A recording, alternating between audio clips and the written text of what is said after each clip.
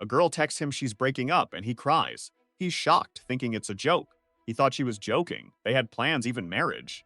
Then she blocks him, and he's devastated. A friend calls to play, finds him passed out. He tries to help, but he storms out, door slamming. His friends are mad he can't keep a girl. Chuan is a famous dog licker. He just chases girls, spends money, and gets nowhere. He's mad that after 3 years, he got nothing with Chutong. The scene shifts to them talking as a group watches. He begs for forgiveness, giving her a piglet plush, her favorite. People gossip he worked 4 jobs for her. Chudong says things are fine, but after thinking, she wants her ex back. He knows her ex and calls him a jerk. He tells her the ex cheated and left her pregnant. Suddenly, a car pulls up, and a guy tells her to get in. Chudong's ex doesn't like them talking and drives her off. At the convenience store, he's crushed.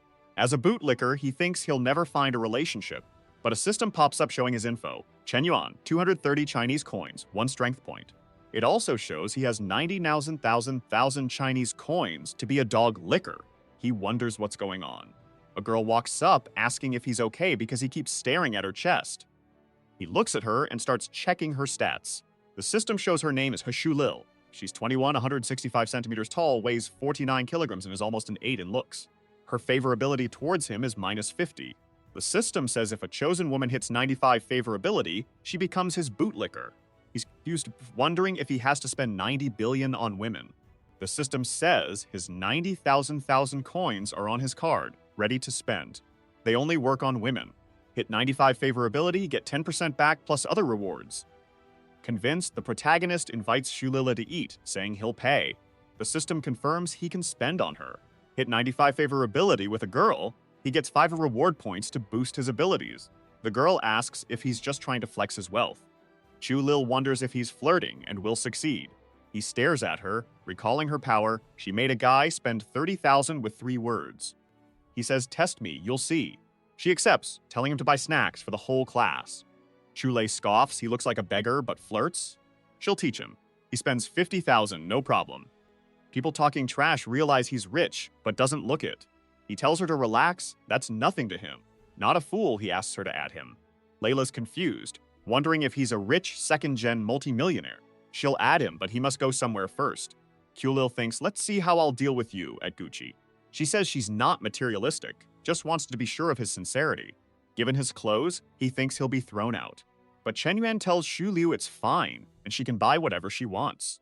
Entering the store, he sees his exes. She and Yunkai are talking about a bag she's trying on. Xu Tong notices the protagonist isn't alone. Chu Lil asks if that's his ex, saying it's not a good time. He says there's no bad time, they arrived perfectly. You still have that spring collection bag? Chu Lil asks. A clerk says only one left, but Chu Tong is trying it. His ex is confused, saying she'll show the difference between a loser and a Junkai. Chu Tong tells Junkai her birthday is coming. He's confused, thinking it just passed, but she explains that was her lunar birthday. She asks if he knows people have solar birthdays too. I don't like materialistic girls. You're not for cash, right? Junkai says. Chutong is stunned. Lail then takes her bag, saying she'll buy it since Chutong has no money. He gets 20 favorability with Shulil using his money. Card swipe adds 20, and her smelling the bag adds 20. He's excited money improves things, and the bag got him 60 points. He'll quickly max her favorability. Problem: reaching 95 favorability with cheap bags means little money back. Store staff are confused. Rich guys don't spend, but the scruffy protagonist gives Su Lil the best. Chu Tong is humiliated on the floor. Su Lil says a bag is like a boyfriend, hold on tight. Fearing loss, she compliments him. Chu Tong, teary, bumps him, saying he's gone too far. Too far? Chu Tong, you've got more to suffer, he says. Her aggressive move activated the second relationship. It starts showing her info. Named Chu Tong, 21, 163 centimeters tall. She has a slightly higher rating than Chu Lil, and has 10 favorability, with a goal of 95. Relieved? Did I do good? Right? Where to now? Xu Liu. Night's just starting, he has money, asking if she's satisfied. Just one bag, she grabs everything, ends up with tons. He gives his card, staff will deliver everything to his address once paid. Ken Yoon gets more favor with Xu Liu, 5 points. He swipes another 5. Swipes the card, another 5. Xu Liu's tired of shopping, no room. No room, doesn't matter. He says, I'll buy you a house. That lost him some favor. Xu Liu says to take it easy, they've spent a lot. He realizes he scared her. Buying a house quickly isn't normal, even for a millionaire. Su Lil, Fine Arts Junior 21, 49 kilograms, favorite color black. He says showing he knows her well. He asks the staff for a gift card for Shu Lily, yes. He puts 500,000 credits on a card for Shu Lily to spend. Chen Yun gives it as an apology for the mix-up. She blushes happy. He whispers if she can't resist, give in. Chu Lil says, oh, you bad boy. He gains 30 favorability. Staff goes wild over his attentiveness. He says money makes flirting easier. Shu Liu asks why he buys her so much, but nothing for himself. He says he's broke. Shu Liu, wanting to impress him, takes him shopping. She spends her dad's 50,000 on his haircut, clothes, and sneakers. Hu Liu's impressed by his new look. He gets 5 favorability. 5 more points. He wonders if he messed up, never spending cash on himself. She touches Qin Yuan's chin, says he's fine. They just look like a good couple. She thanks him for a special day. Shu Liu now has 68 favorability points. Back at the dorm, his friends ask what he did all day dressed up. Ken Yuan says he dated Shu Lele. His friends warn him. He was just heartbroken over his ex. Now he's with Shu Lele. Stay away or he'll be broke. He thanks them. Chu Tong then texts. If he hates her, they should delete numbers. Chen Yuan looks at his phone. She wants him to delete her number, but he needs to earn money. How can he get favorability? No way! He sends a message. She replies she's not with that guy by choice, but her mom's sick and needs 50,000 for treatment. Shu Tong is impressed, realizing she was just playing him. She gets 50,000 from him. Her friend asks who sent it. Her ex sent it. Wait, Shen Yuan, you dumped him? That loser is this rich? Did she mess up leaving him? Even after sending Shu Tong 50,000, he only got 5 favorability points. She bombards Shen Yuan. Why the money? Where'd he get it? Why so little? No bag. Is he a rich kid? He silences her after 15 messages. He needs a better way to spend money. He finds a girl live streaming, but she's about to close. Frustrated, she asks if she should end the stream. He sees he can send up to 1 million. Way better than bags. He sends tons of gifts. She thanks him for a rocket, then 100 rockets appear. Live chat explodes, wondering who sent the gifts. Ken Yu-1 sees money gets attention, sends 900 more rockets, crashing her phone. At the company, an employee tells the boss, someone spent 10,000 on Xiaomi's live stream. Staff freaks out, wondering if he's money laundering or company affiliated.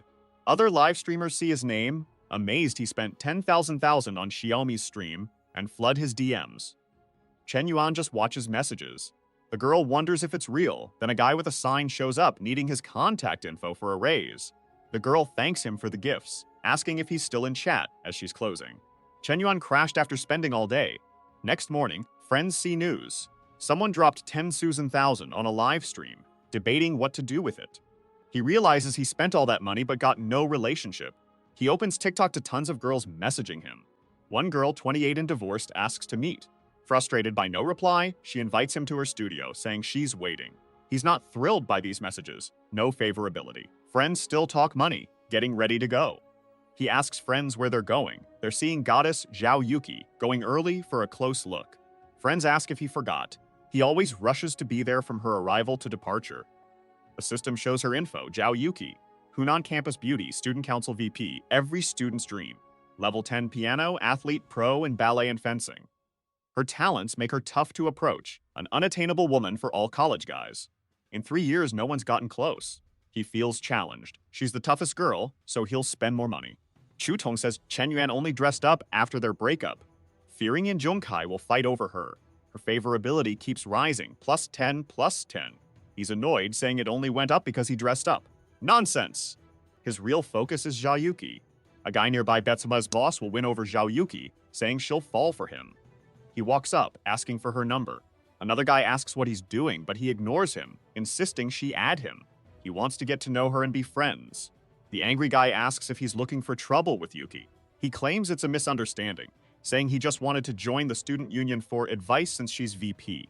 The angry guy calls him a pervert for hitting on her, but he still asks if she can add him on Snapchat.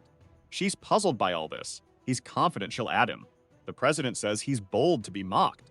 The other guy says the protagonist is hotter, asking if he wants to join the student union. He doesn't care about the union. The guy's confused why he wants up Snap. Ken Yuan says he just wants to pursue her. Students watch, but at least he's bold. Zhao Yuke gives him her number. Xu Baoing's friend asks what's up with them. I like pretty women. Why hide it? Simple is best. But Wenan hates being pursued, he says. He's a bootlicker. He's happy but confused she gave her number despite 0 favorability. Outside, friends say he nailed getting Yuki's number. A friend jokes if he gets close to the president, he has to introduce them. He doubts he'll talk to her, as she's the most beautiful on campus. A guy yells, calling him a loser, but admits he tried to hit on her and got rejected. Chen Yuan says he's the most professional. The guy mocks him for only getting her number and asks if Chen Yuan knows him. The protagonist just laughs. Su Liel appears, asking Chen Yuan why he took so long, saying she'd waited ages. Everyone's shocked Su Liel, who rejects guys, waited for him. He invites her to eat, apologizing for the wait. Shu Lil asks if she looks good in his new clothes. Angry Chu Tong listens nearby. He says no girl looks pretty just from clothes. They leave, everyone watching. The rejected guy wonders why he's one step behind. He stops complaining, seeing Chu Tam asking who she is. Chu Lil gives him a drawing she made all night, warning him not to toss it. He says it's his first gift from a girl. She asks if he liked it. He stares, asking if this is a game to keep him. Hu Liu wonders if he liked the drawing as he doesn't seem happy. He asks if she'll give him better gifts than just drawings. She gets mad and asks for the drawing back. He says he won't return it and will keep it as a family heirloom. The protagonist tells her he likes her more than any gift. She's impressed by how good he is at flirting. Another 5 favorability points. The protagonist thinks she wants him as a pet, but he plans to use her to make more money. A guy interrupts, asking if Shu Lil isn't doing her nails, who the protagonist is, and if he's rich. The protagonist thinks this guy is another of Shu Lilei's bootlickers, noting this happens often. Shu Lilei says she doesn't know him, and he doesn't control her. The protagonist steps up, introduces himself, and asks the guy's name and how long he's followed Shu Lilei. The guy responds his name is Yang Yu. He's from the arts department and has been following her for 6 months. The protagonist tells him it's nonsense. He shares his story, followed a girl 3 years, worked 4 jobs, ate only bread, then got replaced by a guy with a Mercedes-Benz. Yang Yu doesn't get why he's sharing this. The protagonist tries to motivate him, saying people who turn their backs become motivation for growth. He asks why a real man can't have a wife. He tells Yang Yu to go back to his dorm and make her regret it. Yang Yu gets so inspired he cries. Su Liel's confused, why is he crying? She calls him a friend. He doesn't care about her past, but she has no self-respect. He tears up the drawing. She can use the card, but he won't see her until she sorts things out. He wants to see how she handles this. Shu Lilei regrets, realizing he's the first to like her. Plus 5 favorability points. Ken Yuan's matured and done with Su Lil. He goes to talk to Zhao Yuki, but she's streaming. She seems the most innocent so far. She's live, introducing herself as Kiki, training piano, streaming, and asking people to take care of her. He thinks she's cute, wondering if the president is a tsundere. Arrogantly, he notices her few views. Is that all she gets? Suddenly, Xiaomi texts, asking where he is. He asks who she is. She thinks he forgot her after all the gifts in her stream. He jokes, wanna meet? She says she can't, she's busy. He ignores her. She promises a special stream. Annoyed, he complains she still wants gifts. He's not her bootlicker, having spent over tens and thousands. Tired, he gives the money to Zhao. A streamer duel appears, one-on-one. More donations means victory. He's happy about the president's duel and asks who her opponent is. She laughs, sure to win. He's unsure, then the duel starts. Kiyomi has 10,000 points, but Yuki only has 206. Yuki's trying her best, using all her skills to create a masterpiece. Kiyomi tells Zhao to quit, since she's backed by super-rich Chen Yuan. Chat goes wild for this duel. Cheyenne thinks her skills will impress Boss Smokey, who'll donate. Then a rocket appears, and she thinks Yuan's here. She's about to thank him, but all the rockets went to Yuki's stream. Yuki's points hit 152,000. Lonely Smoke sent 1,000 rockets to Kiki. President's shocked. Shioni's mad they weren't for her. A guy with a sign demands an explanation. Shiking Shiomi apologizes, says she has to go, and ends the live. He says she can't handle him sending gifts to others and wants her reaction. He hopes the president won't disappoint after all that cash. The company goes crazy, thinking the ghost did it again. They imagine the protagonist is some prince's son. My god, Smokey donated 10,000 more to a piano girl. Does he like music? Shoutly, get my triangle now, says a streamer. Kiki and her friend talk, suggesting the president could be an internet celeb. Yuki says pleasing men online isn't a long-term plan. She stresses that a woman needs a financially and personally independent career. Kiki's friend asks if she knows the guy, but she has no idea. Kiki wants to send a thank you message for the gifts. Her friend is annoyed, reminding her she didn't want to get involved with anyone. Then she exclaims, maybe she knows him. He must be some rich kid, super talented, from a wealthy family, but wants a normal life. So he found a regular girl and decided to like her as a common guy. She explains it to her friend, saying that must be it. Her friend dismisses it, saying she's watching too many dramas. Kiki imagines his tough life, pretending to be normal. Her friend tells her to sleep, it's late, but Kiki really wants to thank Chen. He checks his phone. A girl texts asking him to dinner. He wants his favorite, crayfish. She agrees to meet him at the school gate this afternoon. She didn't ask about the gift money, just invited me to dinner. He thinks, what's she want? Next morning, he's at school on his scooter. A guy by a Mercedes asks, waiting? He asks if the guy's waiting too. My girlfriend, he says. Then the pianist arrives. The guy tells him not to stare. To get a girl like her, you need money and effort, or he'll take all the girls.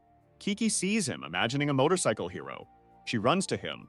The guy thinks, think you're getting in my car. But she goes to his scooter, stunning the guy. He thinks, what's money for? They ride off. She imagines being his fiancé. They arrive. They order spicy crayfish. It arrives, looking amazing. He romantically sets the table. She thinks he's still a gentleman, even with fancy restaurants. He seems noble and disciplined. He's eating crayfish. She comments it's the smallest she's had. Kiki's impressed Chen Yuan's eating with her, thinking he wants a peaceful life, gentle as a flower. He wonders why he gained 10 favorability points. Kiki offers to feed him, saying she peeled it. He's about to eat when Shutong shows up. Did she see Kiki feeding Chen Yuan? She tells her boyfriend it's crowded, but he asks if it's crowded or just familiar faces. He's fine with crowds. Her boyfriend walks up, throws $500, saying, get up so we can sit. What's he thinking? Does he think this is cool? He wonders. The guy throws more cash, telling him to leave. He asks if he wants more. Kiki, bag in hand, looks furious. He sees Kiki's upset, blaming the guy. She's stressed, wondering who ruined their date. The guy pulls out more cash, saying he has tons to make him leave. A staffer offers to seat him. This just angers Chudown's boyfriend.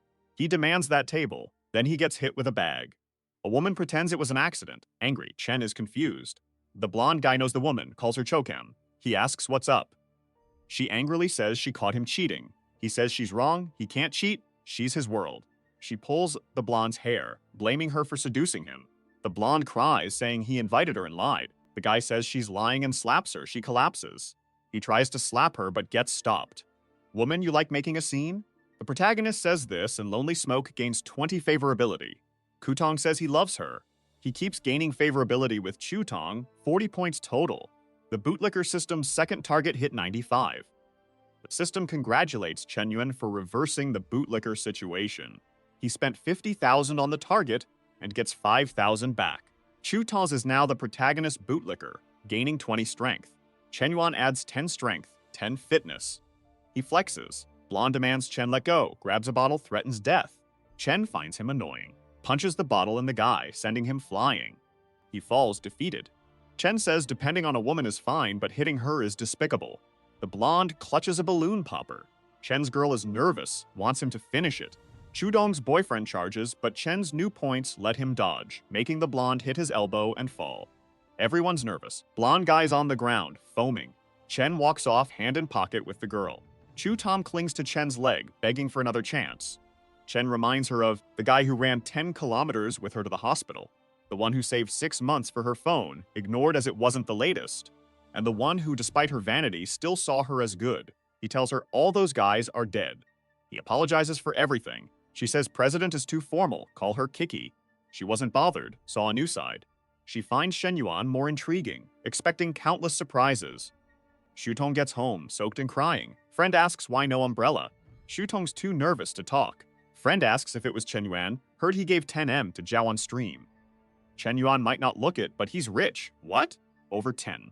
Where? Heard this? Is it true? Shutong asks yes. Zhao's classmate spread the news, friend says. She's shocked. She screams Shen Yuan's name. Inside, his friends play Mobile League of Legends. They ask how he's so good, 18 straight wins. He never thought 20 attribute points would make him this good. A guy suggests he could stream with this talent, make millions. He's amazed by the attribute points' power. He wonders who will use his body next. His friends yell for him. His phone rings. Chen Yuan wonders how she'll trick him. He answers the phone, acting cold. Hello, Miss Shulu, what's up? He answers. She cries, I'm so lost.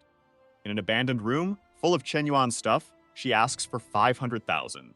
Zhu Lidl says her family was rich, but now they're stuck in debt, unable to pay interest. He only asks what she wants and her account details. She's shocked he'd send money. She quickly sends her info. He sends 5,000. She says he sent too much by mistake. He says he pressed an extra zero, she can keep it. She screams as more money comes. Her favorability keeps rising. Shuliu cries happily. Shuliu thanks him, promising to pay him back. Her favorability hits 94.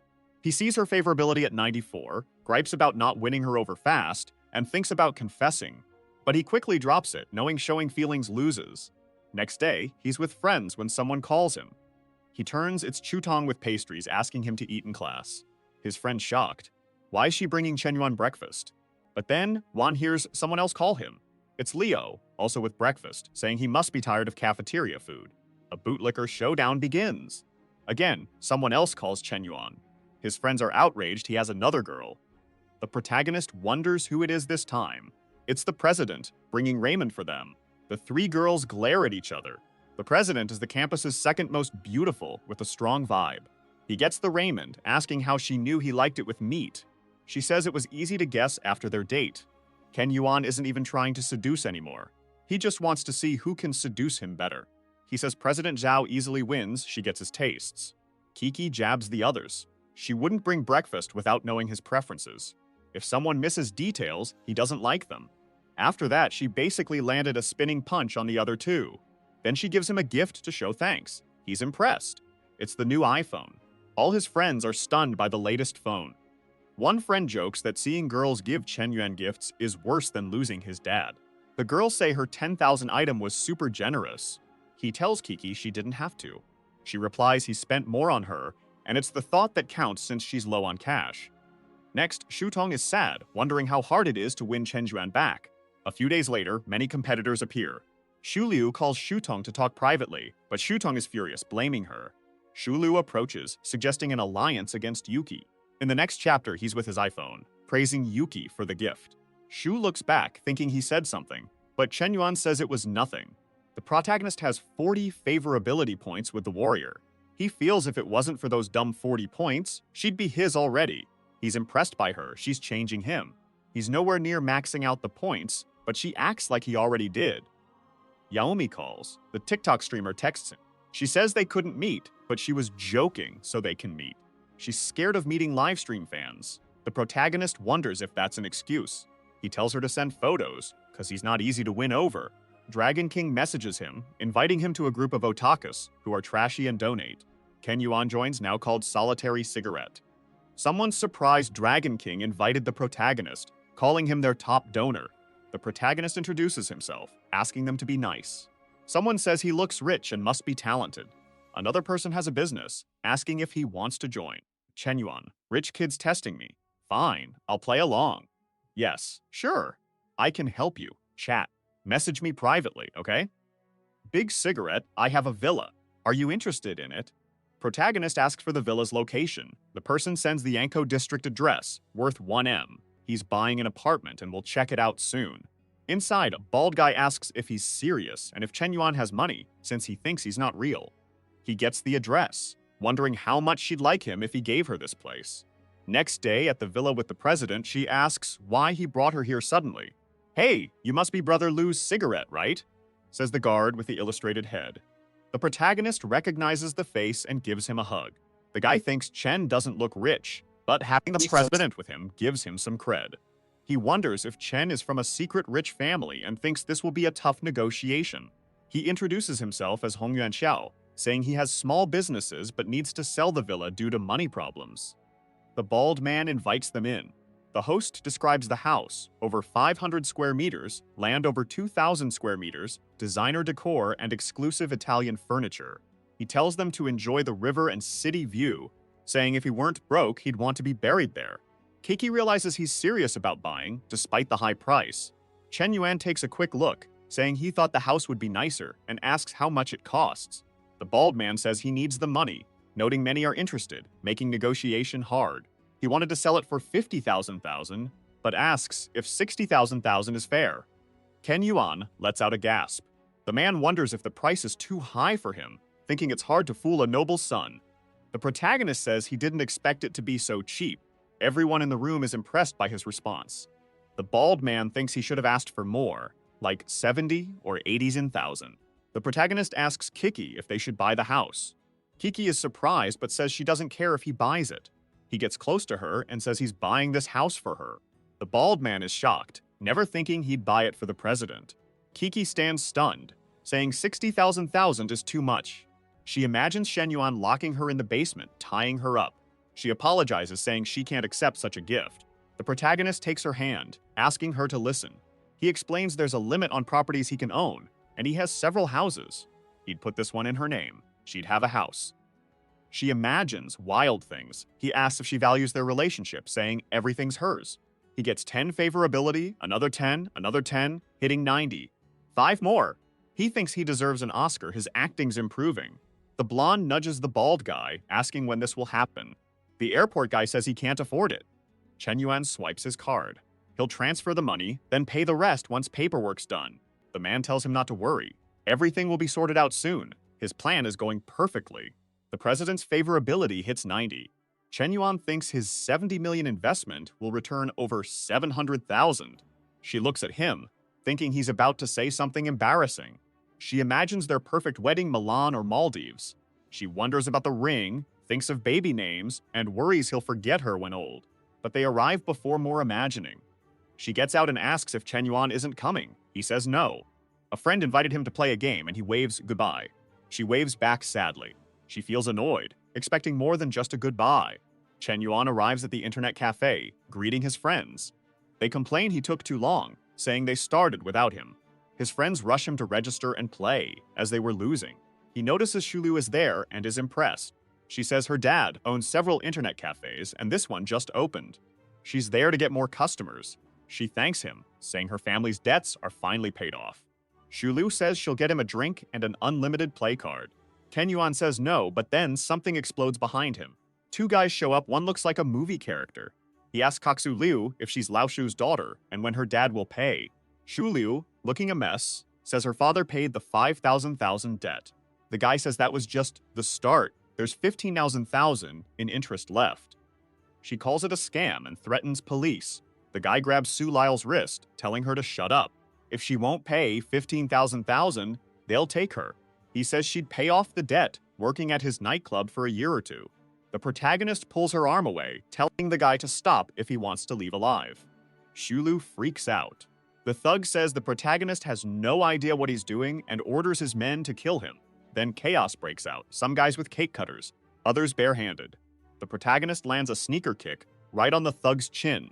His friends are amazed, calling it a cyclone kick. The scene shifts to the thugs running away to avoid a beating. The casita rep says if they see them again, there'll be no talking. With 95 favorability, Jeju Leol throws herself into the protagonist's arms. The system congratulates him for getting another person to 95 favorability and says he spent 5,300,000, so he'll earn 530,000. A notification pops up. Su Lyle has become your loyal bootlicker. Ken Yuan is hugging her, but Chu Tong is watching in the background. He's only thinking about where to put his new attribute points. The chest-only trainer arrives, stressed, calling Su Lil a traitor for wanting an alliance and now hugging the protagonist. The protagonist watches but gets bored and asks the system to put all points into strength and agility. Everyone wonders where he went, but he just vanished. Ken Yu-won calmly walks around campus saying he already got points from Chu Tong and Taksu Liu and only President Zhao matters. Since there's only one president, he needs more girls. Someone taps him on the back, asking him to move. The track team needs the area and he shouldn't be there. Ken Yu says she's bold but sincere. He asks for her number, but someone else says she's taken and warns him to back off.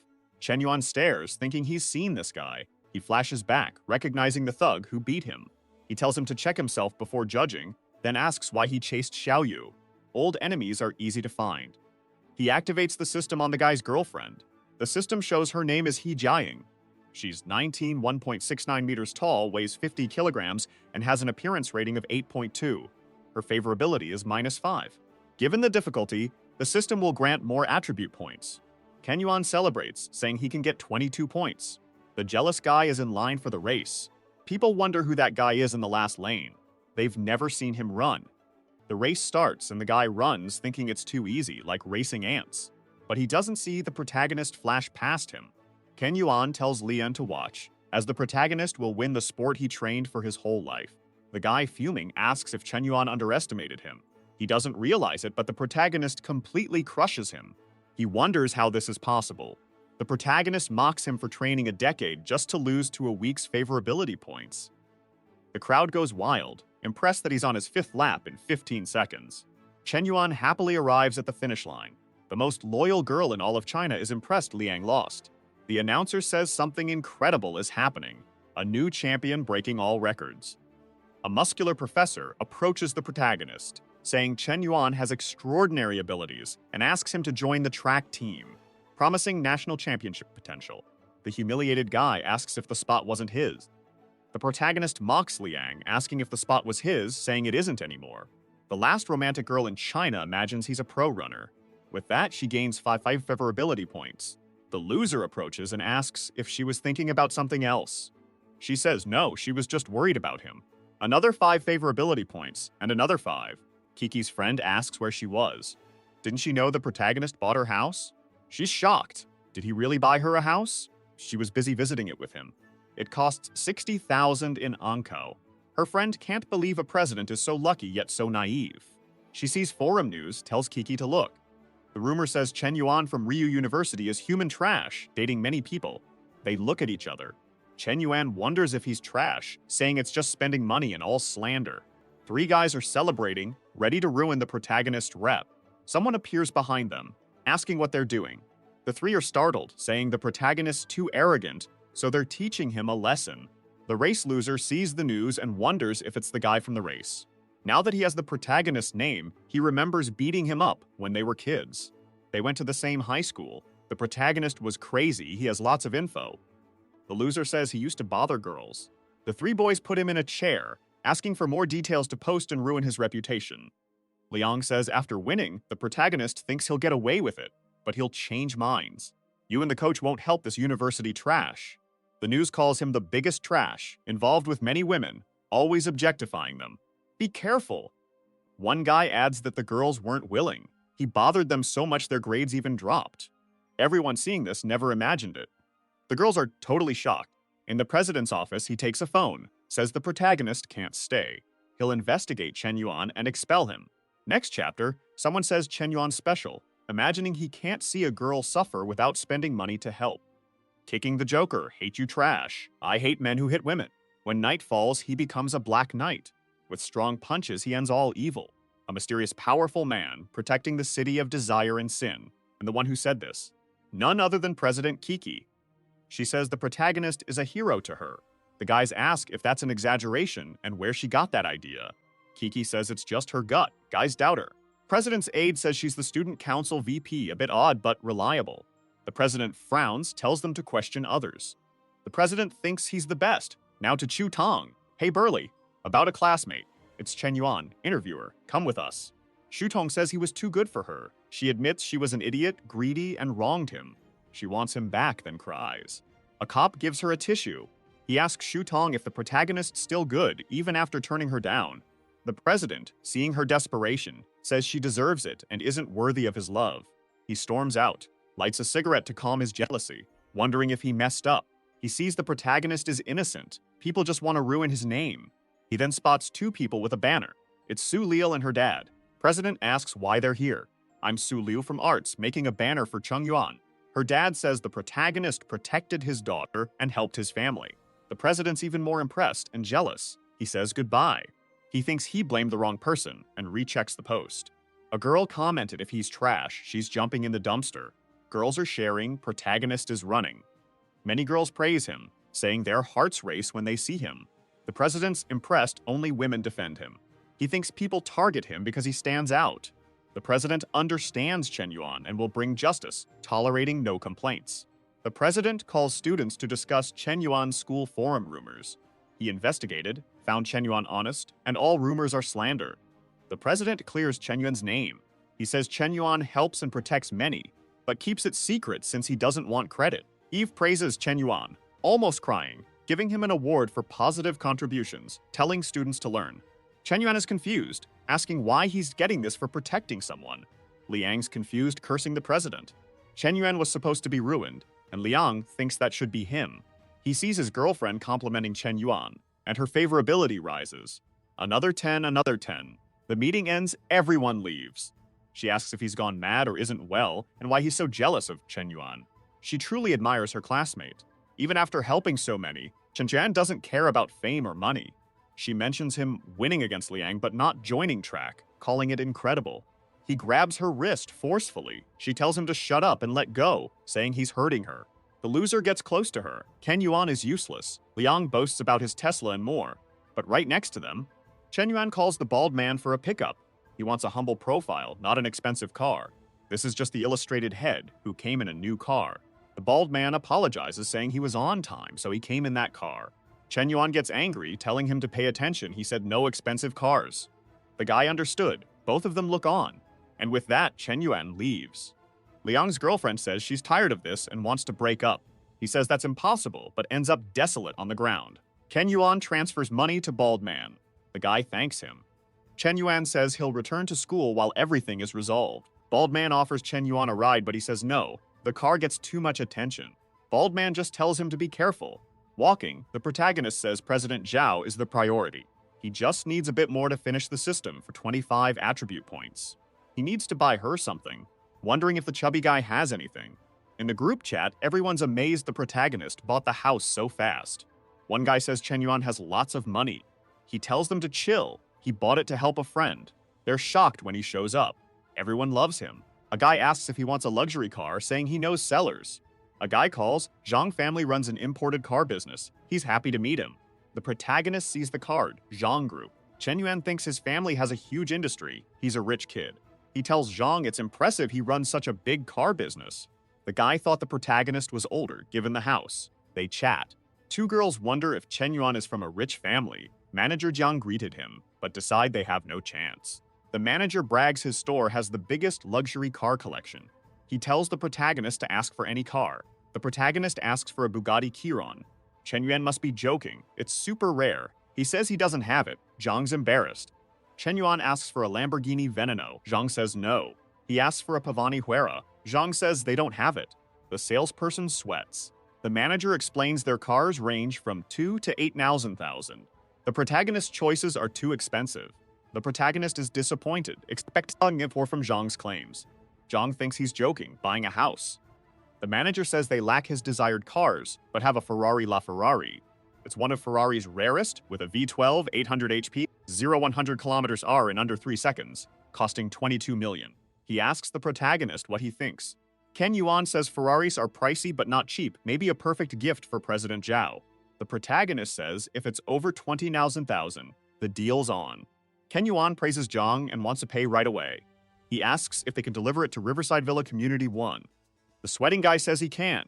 Ken Yuan gets a call from Liu Wenji yelling. Next, a friend tells the protagonist his girlfriend, Georgia, said she was getting her nails done. She was out too long, so he got suspicious. It rained. She had no umbrella. He went to give her one. What he saw broke his heart. He saw her cheating in the rain. He tells the protagonist his heart hurts. 3 years, and he was planning the wedding. And Yuan says it's okay, he's had 8 bottles, take a break. The heartbroken guy wants her back. Protagonist says get it together, her mistake. He yells he's being a bootlicker. Sad guy collapses, asking if it's not hard to accept he can't accept her cheating.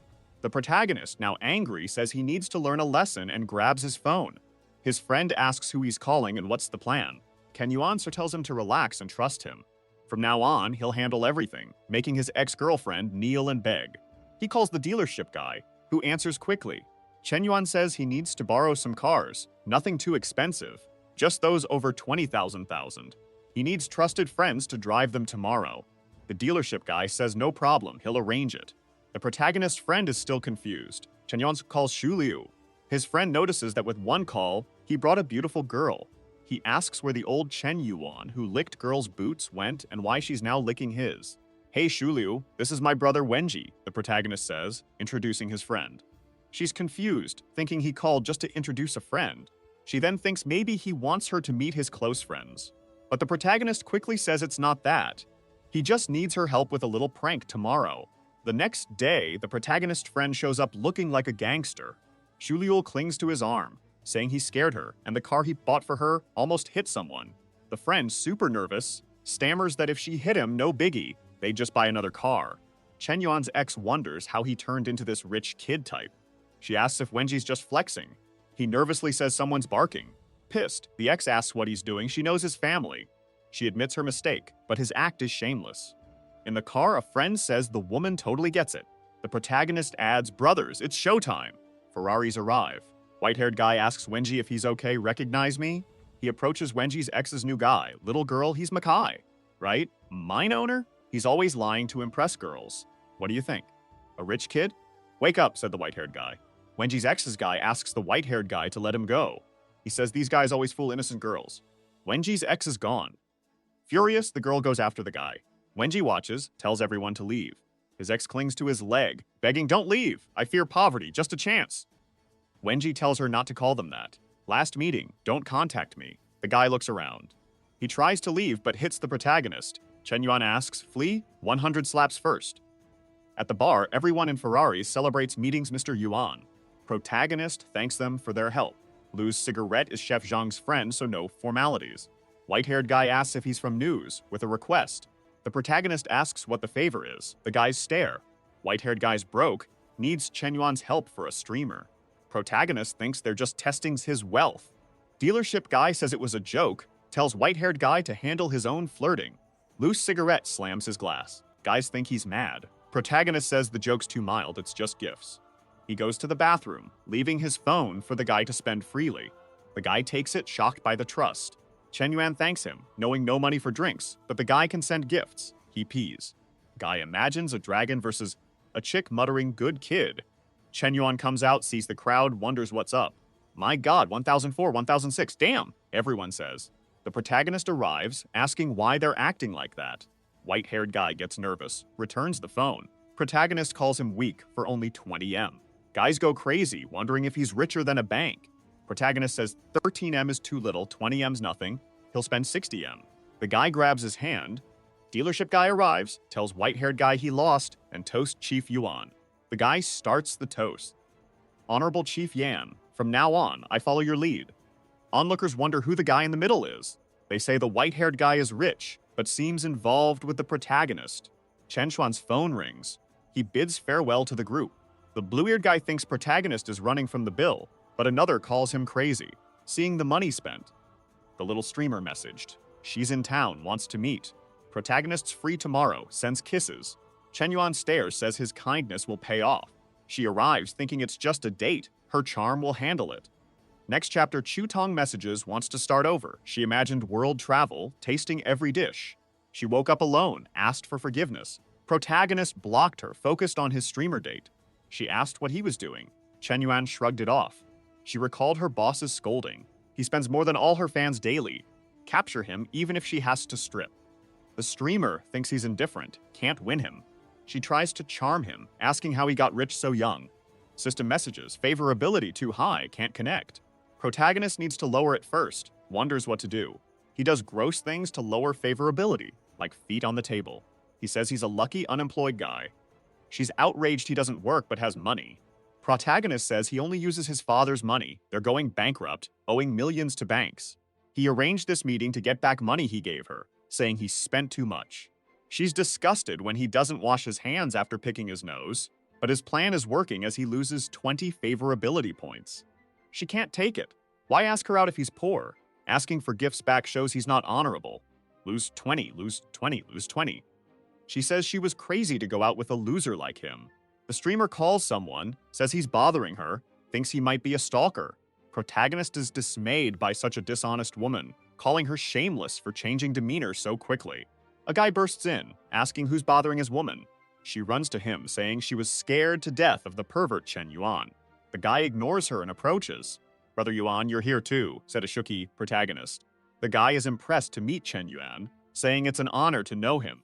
She's confused why Mr. Yun is so polite. This guy's a super rich heir, owning tons of businesses in the area. He slams the table, calling her stupid for bothering this important guy. She thinks the protagonist was testing her, realizing she totally messed up. The streamer knows she needs him back. She apologizes, begging for forgiveness. The system connects. The protagonist looks at her and says it's fine, she's just a young, inexperienced girl. She agrees and says he's truly her favorite. +10, +10, +10, +10 favorability points. Chen Yuan wonders if this is how people make a living, by seducing others for money. He says he won't let her off easy. The guy from the date slams the table, saying he spent a lot of money on her, and she treats his best friend like that. The guy invites the protagonist to an honor event. The protagonist says he'll go, out of respect for their friendship. Chen Yuan gets in the car. The little streamer says she wants to go too. In the car, she hugs him, asking if he's mad. She says she really gets that she was wrong. The protagonist opens his streaming app. He says it's okay and she's worrying too much. Chen Yuan opens a live stream of a well-behaved girl, telling viewers to follow her. The little streamer watches in amazement as he makes donations. The girl in the stream goes wild with the gifts, not understanding anything. She's shocked by the amount of money she got. The little streamer is impressed by how fast the protagonist spends his cash. She says all that money should be for her, he must be joking. Plus 30 favorability points. The girl wishes his fingers were on her body, not the screen, gaining 30 more. He watches, saying she's crazy for enjoying his humiliation of her by giving money to others. Arriving, the guy welcomes the protagonist to the city's most reputable private restaurant, accessible only by special invite with 3 key features. The protagonist is confused about the 3 features. He guesses great food, a unique setting, but can't get the last one. The guy is impressed he got 2, saying he'd never guess the 3rd. Ken Yuan sees the president playing. The guy says that's the 3rd point. The chef's daughter, Zhao Yuki. She stands up and they look confused. She sees the streamer on his arm. He loses 5 favorability points as she sadly breaks her instrument. He watches her run off, upset he was so close to a comeback, wondering if he can fix things now. He shoves her. She calls him an idiot for messing with her feelings. Chen Yuan can't lose this. If she leaves, he's stuck. He risks asking if she's seen a movie. She's tired of him, asking why he's talking movies now. Chen Yuan lights a cigarette, revealing he's a tycoon's son with a crazy background. He lives a normal life because his family has a secret rule. At 18, they must spend 10 billion in a month to get 50 billion. He explains his goal is to spend this money. He's invested in many things, even donating to this streamer, all because he needed to spend the cash. He says this was a misunderstanding. What he told her is a secret only she knows. Ken Yuan, who's carried this secret for ages, says goodbye. Kiki feels trouble, making his inheritance hard. She hugs Shen Yuan. She's not ready to say goodbye. She misjudged him. Hugging him, she thinks he cares for revealing a family secret. With that, she gains 20 favorability points. On the way back, she apologizes for getting stressed, saying it wasn't on purpose. Chen Yuan is her friend too, and she'll pay his bill. The guy's impressed he made up with the president in under 5 minutes. But the streamer is furious, saying Kiki thinks she's all that, but she'll win Chen Yuan. At the table, she asks about his relationship with the president. But then the president says he hasn't revealed his real name, and she should call him brother since he's probably younger. The guy says the president is dominating. Just staring at her, the little streamer holds herself back. Ken Yuan tells them to stop and eat quickly because he's hungry. The two of them glare at each other. The guy says Yuan doesn't care about anything and is very mysterious.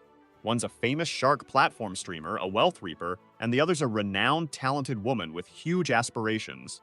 He says the main character has it all for his future. Chen Yuan's so good at charming women, he's like a succubus. He'll follow him as an idol for life. Says the restaurant was too pricey, thanking Kiki for paying. He checks the strategy. Chu Tong and Hak-Su Lee are still bootlickers. President's favorability, 91, streamers, 92. Protagonist sees the high scores, wonders if he should make a move. He sees someone behind the president. Liang's girlfriend? She has 76 favorability. He recalls it was 25, so his charm grew. Guys rush by, saying a guy's confessing. He wants love. Protagonist says real love is rare. Downstairs, a crowd watches a candle heart. A guy plays guitar, declaring his love, he still loves her, was wrong, and no more violence. He asks her to think about the past, give him a chance. She stares, confused. Protagonist arrives, asking what's up. The cruel woman slaps the roses, then runs. Liang says she doesn't need to run, her true love is there. She asks if he's Chen Yan, says she found him, begs to add her. The guys go crazy, wondering why she's going to another guy. Liang says she disappointed him. The protagonist talks to him about his frustrated look, asking if the situation was confusing. Liang asks if he wants to close the coffin lid right away. Ken Yuan says he's always envied his good looks and athletic talent, always winning girls' hearts. But now that he's lost, he's panicking. He says his desire for victory made him ignore his girlfriend's feelings. He pushed her away and now he's playing the victim. The guy admits he's right, it's his fault. Several girls are watching, wondering what's happening. They say if he was aggressive, he doesn't deserve dignity. If he treated her badly, there's nothing to resolve. The girl stares at the protagonist, saying he understands her. Her score hit 91, though Chen Yuan did nothing. He just looked at her, and she was hooked. The president's friend needs to warn Kiki about the protagonist. She bursts in, claiming Chen Yuan is cheating, and Kiki should stop everything. Like this video for more content. Hit that bell, I'm out. Remember how last chapter ended with the protagonist humiliating the cuckold? Zhang thought our guru understood her, getting 21 points. Kiki's friend saw and spilled it all. She burst into Kiki's room, screaming Kiki was cheated on. Kiki said no way, Chen Yuan's her prince, he'd never cheat. Her friend tried to warn Kiki he was with another girl, but Kiki didn't care. Xiaofei then showed her the phone, asking about help, spending cash on another girl. Kiki said it was fine, he'd told her and had money. She patted her friend's head, saying trust is key, he tells her all. The friend was heartbroken, her smart friend totally deluded. Chen Yuan was super tired. Friend was mad, asking who sleeps during a mystery game. Two girls said he looked handsome and should sleep. Dangerous! Friend said they're here for his looks, so help him out. Protagonist wonders why she's there. It's Chu Tong, who wants revenge. His friend worried she went to the hospital a lot. Chen Yuan wondered if he went too far. He remembers his first rejection, thinking she wants to apologize. But it was her fault. Is he too heartless? He's torn. The girls wonder if he's the internet's loose cigarette from WhatsApp. He started talking as Chu Tong's ears perked up. A voice said if he was him, his head's a bowling ball. Blue suit guy. Stop comparing to the rich guy. Ken Yun recognized the guy. He went to Chu Tong, introduced himself as Lei Yon Tao, and asked for her info. She was clearly embarrassed and shy. Bad news. Ken Yun remembered this guy made his life hell in high school. He'll let him show off since he wants to hide his money. But seeing Chu Tong, he decides to test her. He stands by Lai Yon Tao, introducing him as a rich, successful guy. He tells everyone his money is from his family home's demolition. Chu Tong is shocked, realizing Chen Yuan isn't the famous loose cigarette. On one side, a rich guy, on the other, a poor guy. Her favorability drops, and her bootlicking system crashes 15 points. This makes the protagonist smile. Chu Tong runs to add him, thinking, idiots know the better choice. Lei Yon Tao tells Chen Yuan, your girl just added me. He whispers to Chen Yuan, you'll be stepped on, middle school style. Ken Yuan notices. Lei Yon Tao leaves, saying he'll pay the bill. Chen Yun laughs. Everyone wonders what's up. He says it's nothing, just realize some things. He gave Chu Tong a chance, but she showed her true colors. From now on, he won't feel bad because she doesn't deserve it. As he leaves, Lai Yun Tao asks if he's going. Ken Yuan thinks it over, then says if it's just middle school people, he'll show up at room 888. The reunion is on, everyone's celebrating Lai Yun Tao's success. In the crowd, Chen Yuan is invisible. He thinks Lai Yun Tao never misses a chance to show off. Suddenly, the door opens and a girl walks in with huge respect. She apologizes, saying the taxi took forever. Chen Yuan sees it's Xiao Ruoyu, his high school crush. She was always mysterious and hard to figure out. Suddenly, Dan Poet appears. He smiles, asking to swap numbers. Lei Yan Tao gets mad, says he'll regret it.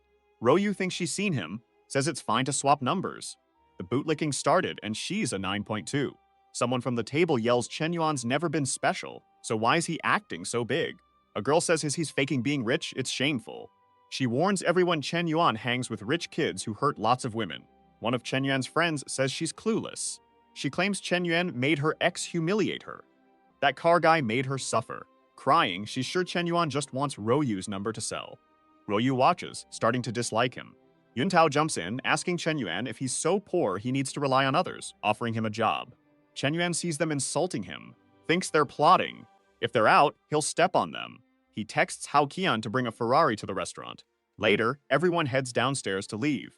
Yun Tao's sure Chen Yuan and his friend won't show. He asks Ruoyu for a ride, but she says no. An attendant tells Yeon Tao to move his car, and he gets mad. Why move it from the restaurant lot? The guy explains that after 9 p.m. it's VIPs only. Yeon Tao wonders who this VIP is. Sitting in his car, he's impressed. It's a Ferrari he's only seen in shows over 20M. He sees Zhang Hoshin get out, recognizes him, sweats, embarrassed knowing how important he is. Chen Yuan greets Hoshin, who smiles. He thanks Hoshin for the car, who says it's good to help a boss. Yun Tao's shocked. This car is Chen Yuan's? Everyone wonders if he's really that rich. The girls say that girl lied about him. Ruoyu realizes she and Young Tao were trying to ruin Chen Yuan's reputation. Even humiliated, he didn't defend himself. She finds this interesting, and her favorability jumps 20 points. The guy smiles and asks to take her home. She agrees. The class is now all into Qinyuan. His friends tease Yuntao. Royu feels a bit uneasy. Maybe she got into this car too fast. Chen Yuan tells her the pendant on her bag is a Dakota Min. She's impressed he knows it's a Chinese cartoon character. He loves the series, and she's always liked it too. She glances at him, embarrassed, and smiles. He thinks she's cute. Maybe her coldness is a defense. Her beautiful face makes him want to protect her. He didn't last. He says he's feeling love for the first time. Wow, at her house. He gestures, saying it was nice to meet her. She thanks him for the ride. They stand there laughing. She says he's interesting, unlike other rich guys. He doesn't boss her around, just has fun.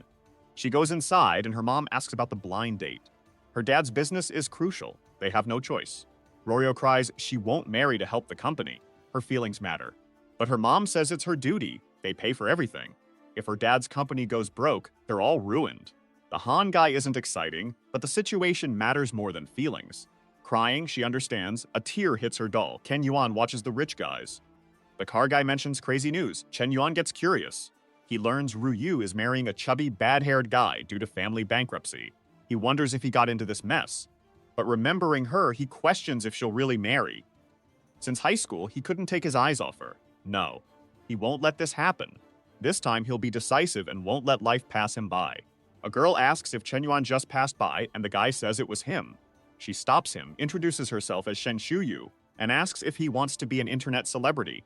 Chen Yuan looks at the car and says he's not interested. She thinks he's had other offers, so she tries a different tactic. Carrying 3 bags, she talks about how huge their company is and their competitive pay. Plus, they have the famous loose cigarette on their platform. If he doesn't sign, he better watch out not to get hated by the cigarette guy. Chen Yuan gets mad. The girl doesn't even know he's loose cigarette and is wasting his time.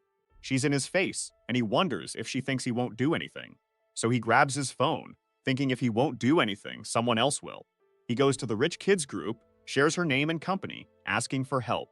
She keeps insisting when her boss calls, ordering her back to the company or she's fired. Confused, she tells her boss she didn't do anything. Meanwhile, Chen Yuan is angry with his hand group trying to steal Royo from him. In the car, the mother says they're just meeting. She doesn't need to be so sad. Besides, this will help a lot with the money problems. Suddenly, Chen Yuan texts, asking her location. She tells him, and he's coming to help. She wonders if Chen Yuan knows about the blind date. That gross Han guy? Chen Yuan's way better. Her dad says he's never asked for anything, so she should consider it. Everyone's quiet and she understands. The car stops at a fancy restaurant. A guy guides them, already drooling, saying she'll soon be Han property. She sees a briefcase. Weird to bring so many papers to a blind date. They enter. The Han family dad greets them with pineapple head, already drooling. Ruoyo instantly notices many documents. This isn't a blind date. What is her dad planning? That dad's trash, right? You can't sell your daughter, even if you're dirt poor. Ryu knows this group is powerful, and Pineapple Head's dad, Han Sanshu, is twisted. He approaches Ryu, saying she's prettier in person. She says she doesn't deserve it, texting Chen Yuan she's in room 305. Pineapple Head comes closer, excited about their relationship. He says her family's business will boom. She pulls her hand away, awkwardly thanking him. He puts his hand on her back, saying she doesn't need to be polite, then squeezes her, saying they'll be family. She slaps him, asking who said they'd be family, and tells him to remove his hand. Her awful father even argues, saying she's rude. With tears in her eyes, she has nothing to say. Her father turns to Han Sanshu, saying his daughter is young and doesn't know what's best, but they can check the contract. A man arrives to explain details. They'll buy 20% of her dad's company for 100,000 if she marries Pineapple Head. But the money goes into stocks they control, and she only gets it after having a child with him. She's shocked, grabs the document, asking about a child. Crying, she asks her father if he's selling her. Her mom tells her to calm down, but she refuses. She cries, "Why does their failure affect me? He's into alcohol, prostitution, gambling. She'll never marry him." Her awful father slaps her, leaving her shocked and red. This story's better than a Mexican soap opera. Her father yells she's spoiled and selfish. He raised a child, apparently. She's confused, I'm selfish? Her mom says she needs to be real or the family will collapse. But Ryu argues it makes no sense. If things go wrong, they can start over. Her mom falls to her knees, begging her daughter, begging her to pity her mom. Everyone's shocked. Ryu tells her to get up. Her mom says she has no choice, will only rise if Ryu agrees. Ryu's lost for words. Pineapple Head says trust him, he'll give her everything. She gives up realizing this is her fate. Born rich, she must sacrifice parts of her life. She says she'll accept, her mom can get up. Her mom's tears stop, as genuine as my promise to stop looking at 3D WAF eyes on family-friendly sites. She stands, congratulating her daughter. Sanshu says she agreed, sign now. The guy takes documents from briefcase. Sanshu says their company will boom after marriage. Pineapple Head licks his lips, angry she refused. He's already imagining fun with her. Everyone's silent, she doesn't even sit. Suddenly, Chen Yuan kicks the door open. Ryu sees him, and everyone's stunned. Chen Yuan says they're crazy to do this. Ryu is thrilled to see him. Pineapple Head asks if he's tired of living. Chen Yuan slaps him, breaking things. He calls him a fool and says to disappear. The guard asks if he knows who he's messing with. Chen Yuan laughs, calling them a family, selling their daughter, and one buying her. He wants to see who dares touch him. Sanshu wonders how this kid knows they're here and still does this. He realizes this guy isn't simple. He asks Chen Yuan which family he's from, but Chen Yuan says he's not worthy to know. Pineapple Head tries to yell, but his father tells him to shut up. Chen Yuan looks at Ryu, telling her to relax. He'll help her family. He checks the contract, and her father asks what he's doing. Chen Yuan says her father's crazy for selling his daughter so cheap. He rips up the papers, offering to buy 60% of their company for 500 million. Everyone is shocked. 500 million. Sanshu starts sweating, realizing anyone spending 500 million must have a family worth at least 10 billion. But he can't place this kid, even knowing all the local families. Ryu's father gets excited about such a huge amount. He can restore and even expand the company, but Chen Yuan says he has one condition for the 500 million. He points to Ryu, who wonders if he wants to buy her. She drops her bag, feeling hopeless. She thinks Chen Yuan is just like everyone else, crying over her doll again. Then Chen Yuan reveals his condition. 60% of the company must go to her. Once she owns over half, he'll transfer the 500 million. Now she's glowing, feeling like a bird freed from its cage. Double meaning, yes or no. She sees Shenzhen as a hero, and her favorability instantly hits 85. A guy brings a contract, telling her to just sign it. He holds her hand, saying this signature gives her control. The money instantly hits her awful family's accounts, making them emotional. Her dad asks if that's all he wants, and Shen Yuan says yes. But he warns that from now on, she controls his family's fate. Her dad better not hurt Rui again. He says there's nothing else to say, so they should leave.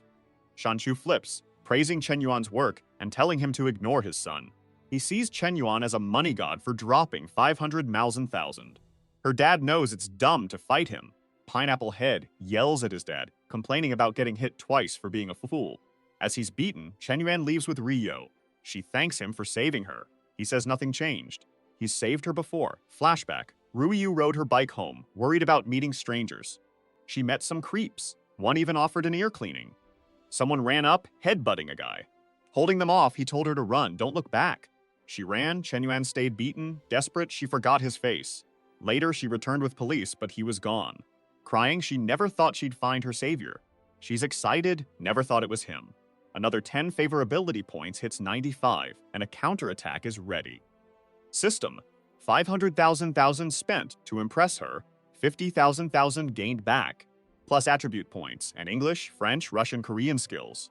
Good heavens, a polyglot. Ken Yu-1 is amazed. System work, deal was fast. He stares, thinking too good. He never dared talk to her, just watched from afar. Only saving her brought him pride. They lean in, almost kissing. Then the phone rings, they separate. It's Zhao Yu, things are complicated. She moved in, got furniture. He knows tomorrow's her birthday. He's already bought presents. He thinks it's a critical moment. She warns him not to be flashy with friends. He says fine. He'll think about a gift. Her friend wants to set up furniture, but secretly loves this 60 million house. Crazy Chen Yuan says his friend's throwing a birthday party, asks her to come. His strategy, keep things exposed, no one will doubt him. She tells him not to worry, go ahead.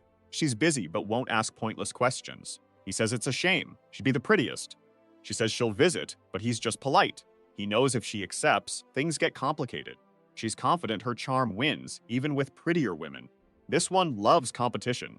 Getting out, she thanks Chen Yuan for everything today. He says if she feels bad, she can repay him another way. She gives him a 500 million kiss on the cheek. But she warns him he's marked by her in the long star. Ken Yuan suffers. As he gets in his car, thinking about games, she messed up again. She asks her friend how to get him back. Her friend says it's not possible. She missed her chance, but maybe she can. Kutong's stunned. She gets mad asking if her friend's after Chen Yuan. Her friend says he's great, so why not try, since Kutong blew it. Kutong does full Goku, pulling hair, and they're fighting.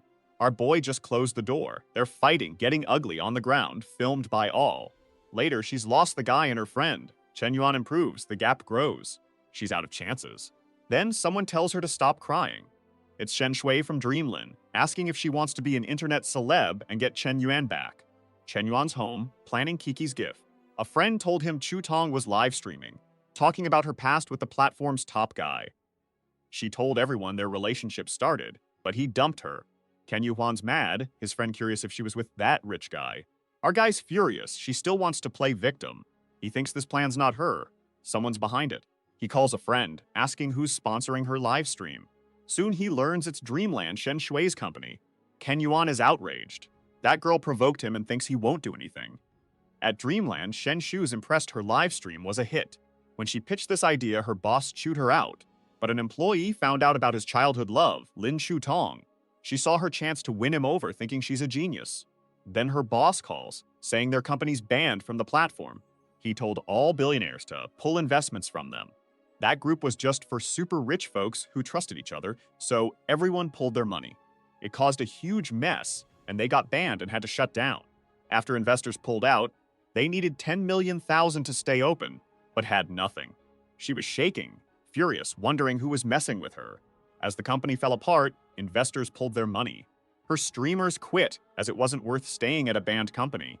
With no investors, the company lost its lease. Packing up, she left the empty place, not knowing what to do. She knew only Mr. Wan had that much power, but why? Even Shu Tong was banned from platforms, all thanks to the bald's connections. And now it was time to buy Kiki something. Suddenly, Shin Shui smacked her face against the glass, startling him. With tears, she called herself foolish and begged for forgiveness. And with that, the counterattack began with zero favorability. He wasn't interested in an older woman, even if she always came back with 2 giant bags. He lowered the window and told her not to bother him anymore. Strangely, she collapsed, drooling and wondering why she hadn't realized he was so handsome, especially when he spoke so coldly. Her favorability increased as he sped off. At Kiki's mansion, her friends were impressed with the new house. Suddenly, one of them asked a question. A girl with green hair asked if it was really her house. She'd heard the owner was an old man. Kiki's friend told them to shut up, saying it was ridiculous. But the girl's boyfriend confirmed it, adding the owner had a 12-year-old daughter. Everyone thought the house was just a favor from an old man, but her friends slapped papers on the table, showing she owned it.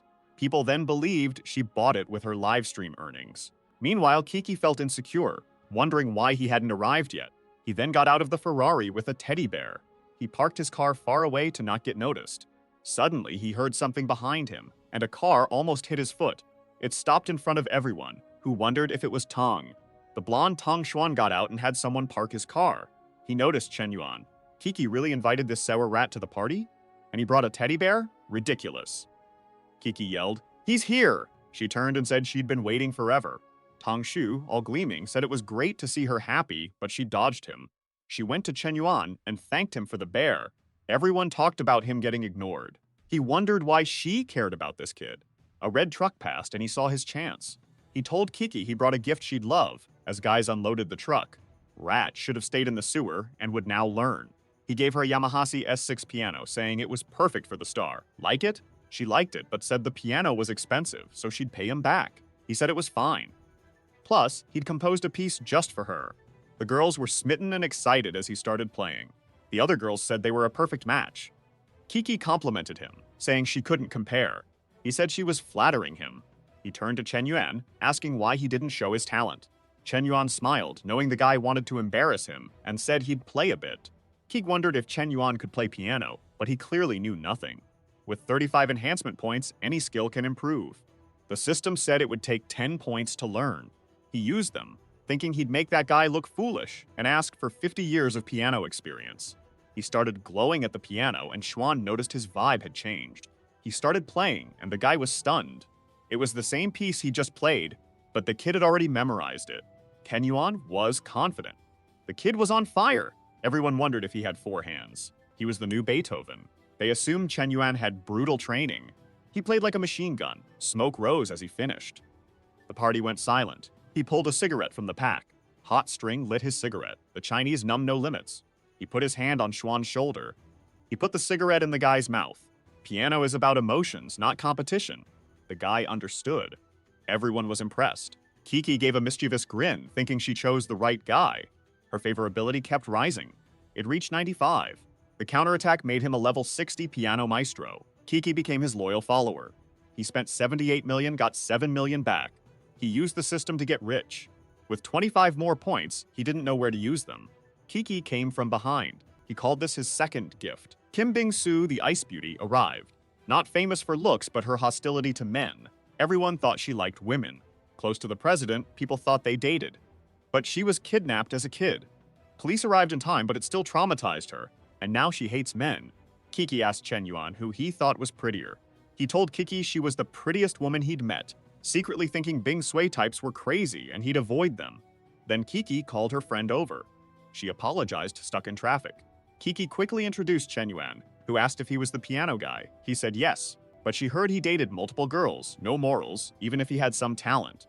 Chen Yuan wanted to choke her, but Kiki calmed him, saying she'd always like that. The system found another target.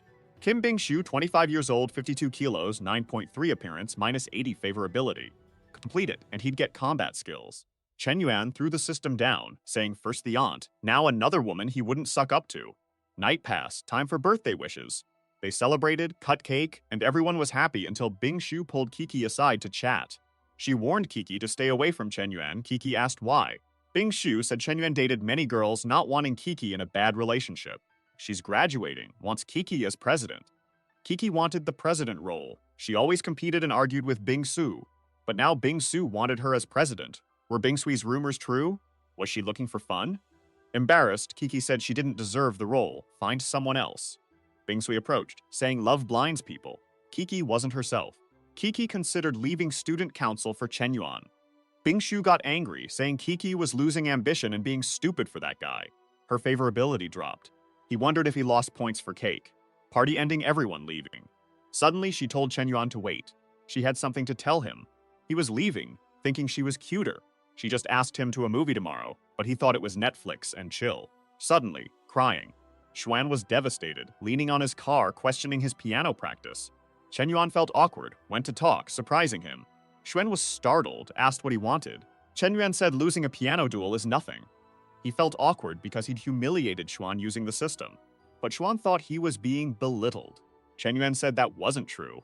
But Xuan replied his skills were good. However, it didn't matter. His family was rich. He had everything. He pulled out his car key, saying Chen Yuan was poor. But Chen Yuan was heading to the Ferrari. The poor guy even broke his car key. Lying there, he wondered why the god wore simple clothes and drove a Ferrari. As Chen Yuan left, he saw Bing-shu. She looked cold. He thought she might catch one, but didn't care, letting the ice princess freeze, and sped away. But she was surrounded. They asked if she was alone and needed a bodyguard. They'd do it for free if she made them happy. She got mad, saying if they touched her again, she'd call the cops. The guys just laughed. They said the angrier she got, the more fun it was. But they stopped laughing when she kicked one in the balls. She turned and ran, leaving the guy in agony. He told his friends to catch her, who was already fleeing. Looking back, she was sure she could outrun them. But there were too many. Suddenly, she ran into Chen Yuan, who asked if she was okay. She was surprised to see him, but the guys surrounded them. The kicked guy said to grab her fast. She thought men were jerks, now trapped because of Chen Yuan. But he warned the guys to leave in 2 minutes. The Mohawk guy asked what if they didn't. Soon after, everyone was beaten and lying on the ground. Chen Yuan wiped his hands, saying he'd warned them. He asked Bing-shui if she was okay, but lost 5 favorability points. The poor guy couldn't believe it. He was now at minus 95, even after saving her. She was just glaring at him. He had no clue why. She asked if he thought he was cool for that act. Did he think that trick would work on her? She was waiting for a car. Some thugs showed up, and he saved her. Clearly, he set it all up. She didn't just underestimate him, he underestimated her. She grabbed his collar, saying Kiki gave up being president just for a guy who tricked everyone to be with her. She turned, saying trash like him made her angrier. Chen Yuan couldn't believe she made up this story. What is this craziness? He called after her, saying he'd explain. But she said no explanations, just don't try that trick again. Our boy was left confused as the guys started getting up. He took his anger out on a guy waking up. He left, cursing everyone, shocked this happened until his phone rang. Who was calling? It was Ruyo. From her presidential bed, she asked if he was free tomorrow. He asked why. She said she was free and wanted to see a movie with him. But now things were tricky. He already had movie plans with the president. This was her first time asking someone out, and she hoped he wouldn't say no. He made a tricky plan. He'd have a morning and night movie. His friend texted next day. His friend bought tickets for a girl, but she bailed, asking Chin Yuan to join. He couldn't refuse. This friend always has helped him when broke. The plan: friend at 2 p.m., Kiki at 5, Ruyo at 8. He knew this day wouldn't be easy. He looked over, startled by a crazy girl doing makeup in his car. She apologized, distracted by makeup. She got in by accident. He told her to leave, now aware. She said she got in, but found the right guy. She felt a connection, so she asked for his number. With his phone in hand, he lied he had no phone, not wanting to give her a chance. She said fine, she'd leave. As she left, a guy recognized her. Ken Yuan and the girl knew him as Li Wenji. He's Chen Yuan's friend, and he asked why she was getting out. Were they a thing? Ken Yuan worried his friend got the wrong idea. He got out to explain. His friend got mad, claiming she's his luxury car, and threw herself at him. Ken Yuan confirmed it. They left. She couldn't believe Lu Wenji knew rich people. During the movie, a friend asked why he couldn't get girls. Unlucky. Chen Yuan told him not to worry. Girls behind them found their movie watching strange. He told his friend to hide his needs. He said chasing women makes them treat you worse. Real men spend money on themselves, not on women, to impress. His friend was blown away, calling it God-tier advice. He grabbed Chen Yuan's hand, saying he understood. Chen Yuan warned him. People might get it wrong, he explained. To get more women, be hotter, richer, and have more girlfriends. Simple. His friend was annoyed by the useless tips. Leaving the cinema, his friend thanked him. Chen Yuan said he had a favor to ask in 2 hours. The girls behind them left thinking they were a couple. This was all Chen Yuan's plan to escape for a dangerous adventure. Someone was waiting. It was Kiki asking where Chen Yuan was. Suddenly, Wu Banshi showed up asking for her number. She apologized, saying she was on a date, but he insisted, saying her date wouldn't mind. Suddenly, someone tapped him. It was Chen Yuan saying he'd show how it's done. He put his hand near hers and asked if they could talk somewhere private. The guy wondered if that approach would work, but she said yes, making him furious. They watched an action movie, and Kiki kept glancing over. She asked if he wasn't into the movie, always on his phone. He tried to explain it was family business, bothering him a lot lately. She believed him, thinking that with so much money, he must have many problems. His life was just different. People only see his amazing skills, not the endless sweat from daily practice. He'd been training non-stop since childhood. He should be training for his future, but instead, she's monopolizing his time. Okay. Suddenly, she put her hand on his, startling him. When he looked, she was crying. He felt awkward, not sure why she was so upset. Walking out, she asked for recommendations. Before he answered, his phone rang. He'd planned it to bail. He answered, asking what was up. He said it was serious, he had to go. Kiki was confused. He told her his friend had problems, he had to go. She said fine. It was fine for today. She thought he was decent for helping friends. In the car, Sly Chen Yuan thought he was a genius. Now, just the last challenge. He got to her apartment, texted he was downstairs, thinking he'd never do this again. His life was a battlefield. Someone called him, and the girl appeared, asking if he'd waited long. Our boy was smitten, saying she looked stunning. She truly was a gem, looking good in any style. She asked if he was ready, and he said, let's go. He thought if things went well, they could take it further. Cinema, restaurant, then back home. As he left, she told him to rest well and said she enjoyed the night. Buddy asked her to wait. Could he come inside for a glass of water? She seemed very happy to accept. He took a shower. She wondered why she'd agreed. He only wanted water, but then said it was too late to leave, and she let him stay. She couldn't believe she accepted that. What would she do if he asked for more? But it wouldn't be impossible. Then she saw something in his pocket. She pulled out movie tickets from his pocket. Yep, he was busted.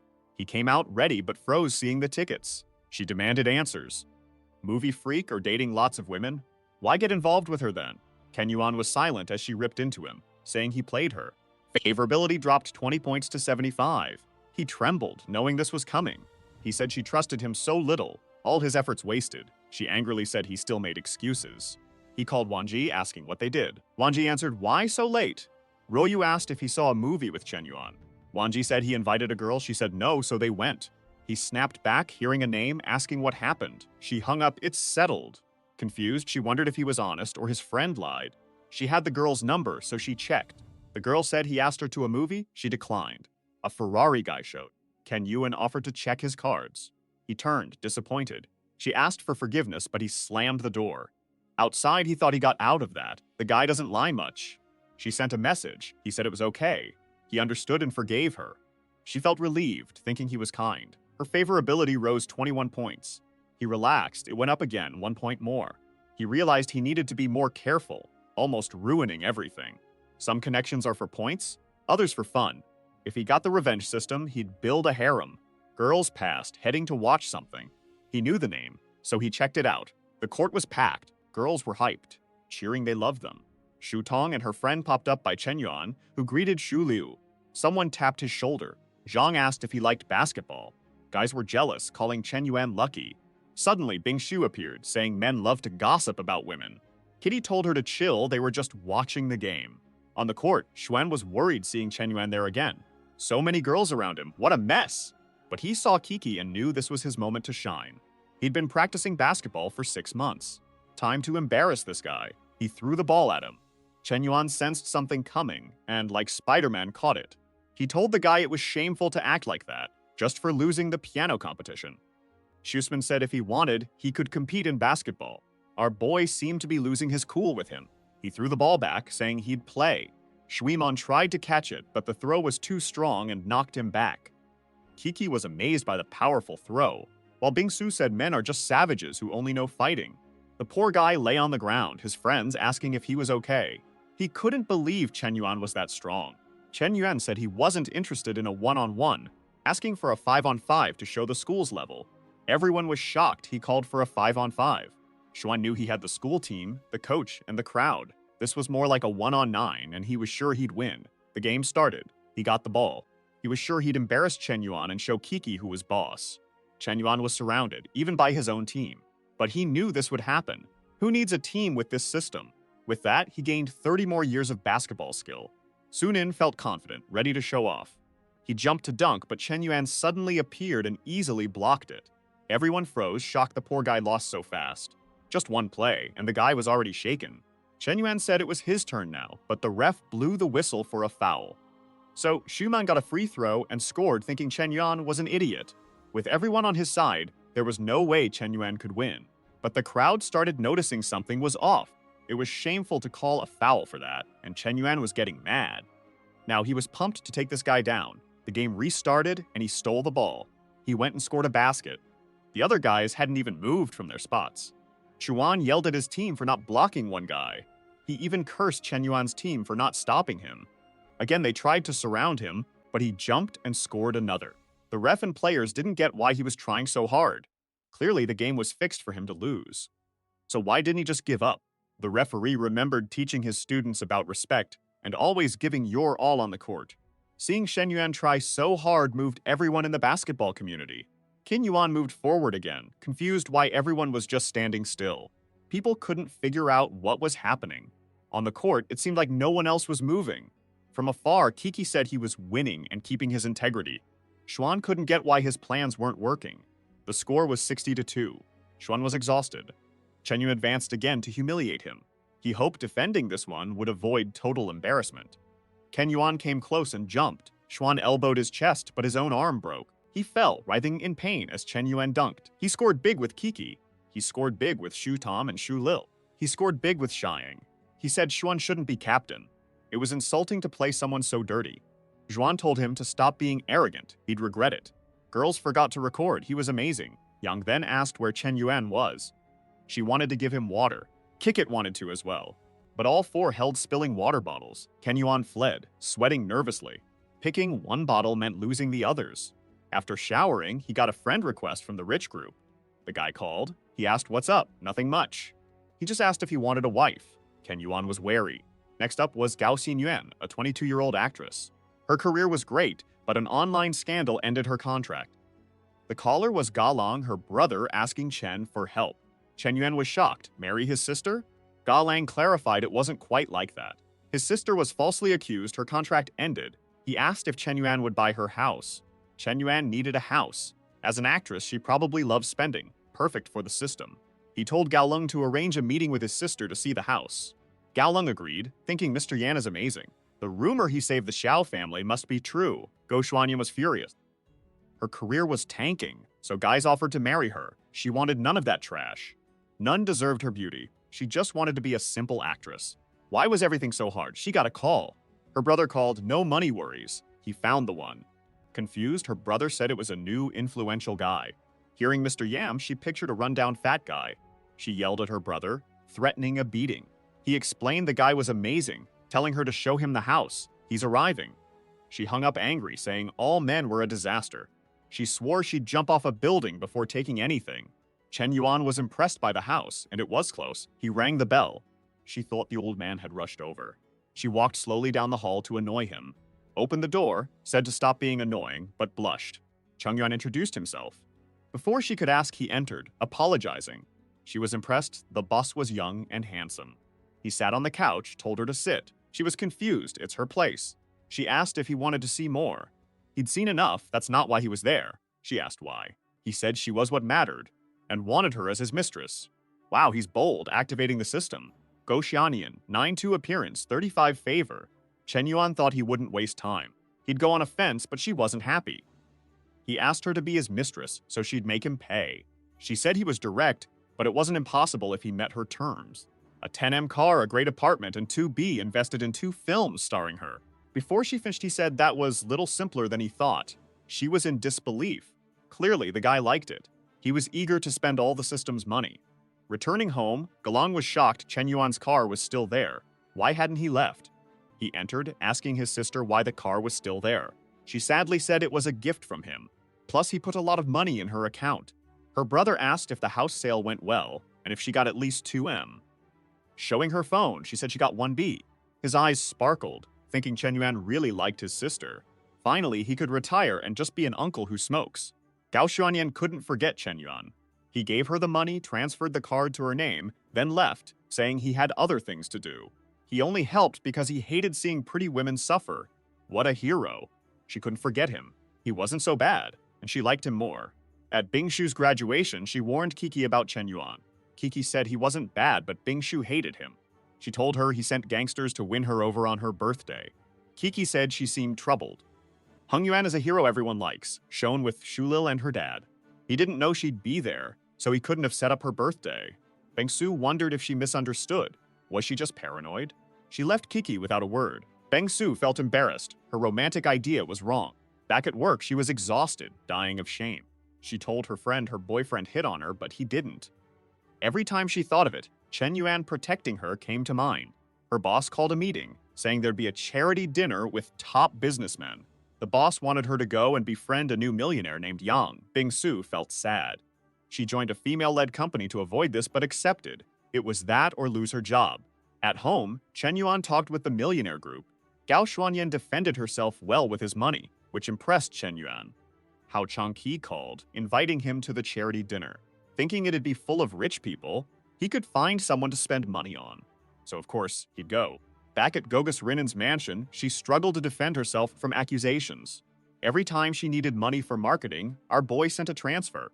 She tried to tell herself it was nothing. He wasn't winning her. Stats don't lie. Charity dinner day. All the rich people our boy embarrassed were there, bar guy to basketball guy. Schumann went to the bathroom. He knew the new big shot would be there, so he researched to get close. He knew it'd be someone classy, an elder with vision. So he waited by the door, wanting to meet them first. But then Chen Yuan arrived, and Schumann wondered why he was dressed as security. The poor guy spent 20,000 on that suit, only used to system money. But he was startled.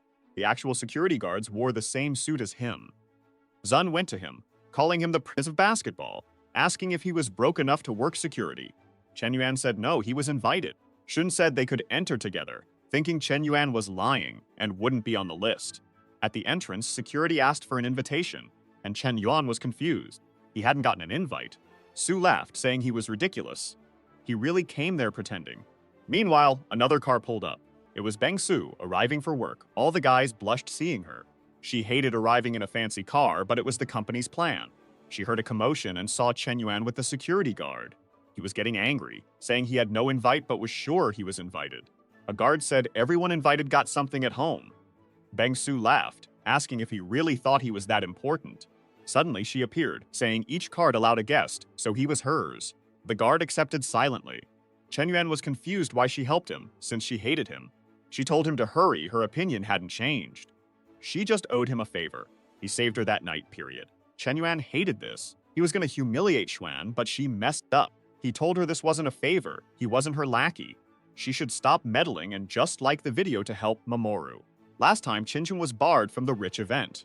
Bing Shu arrived, told him to come in as her guest, but don't get it twisted. She was just paying her debt. Chen Yuan hated it. He wanted to show off his wealth and make everyone jealous. He said he was invited and wouldn't be her slave here. He warned her to stop meddling in other people's business. Bing Shi was furious. She'd helped this jerk and now he humiliated her. The extra said this loser would never get in anyway. The blonde guy told Chen Yuan this was the nobles area. He shouldn't come dressed like a security guard. All this fueled Chen Yuan's anger. Then a group member saw the commotion. He noticed Tang Xuan, the blonde, was trying to humiliate the cigarette soldier. He worried this would cause trouble and called Haoxen. Inside, Tang Oji, a man in a suit, was eager to meet Mr. Smoke. The car guy said Chen Yuan was eccentric, but they always treated each other like brothers. Then he got a call. Chen Yuan was being humiliated and barred outside. He was shocked, asking how they dared do this to a special guest.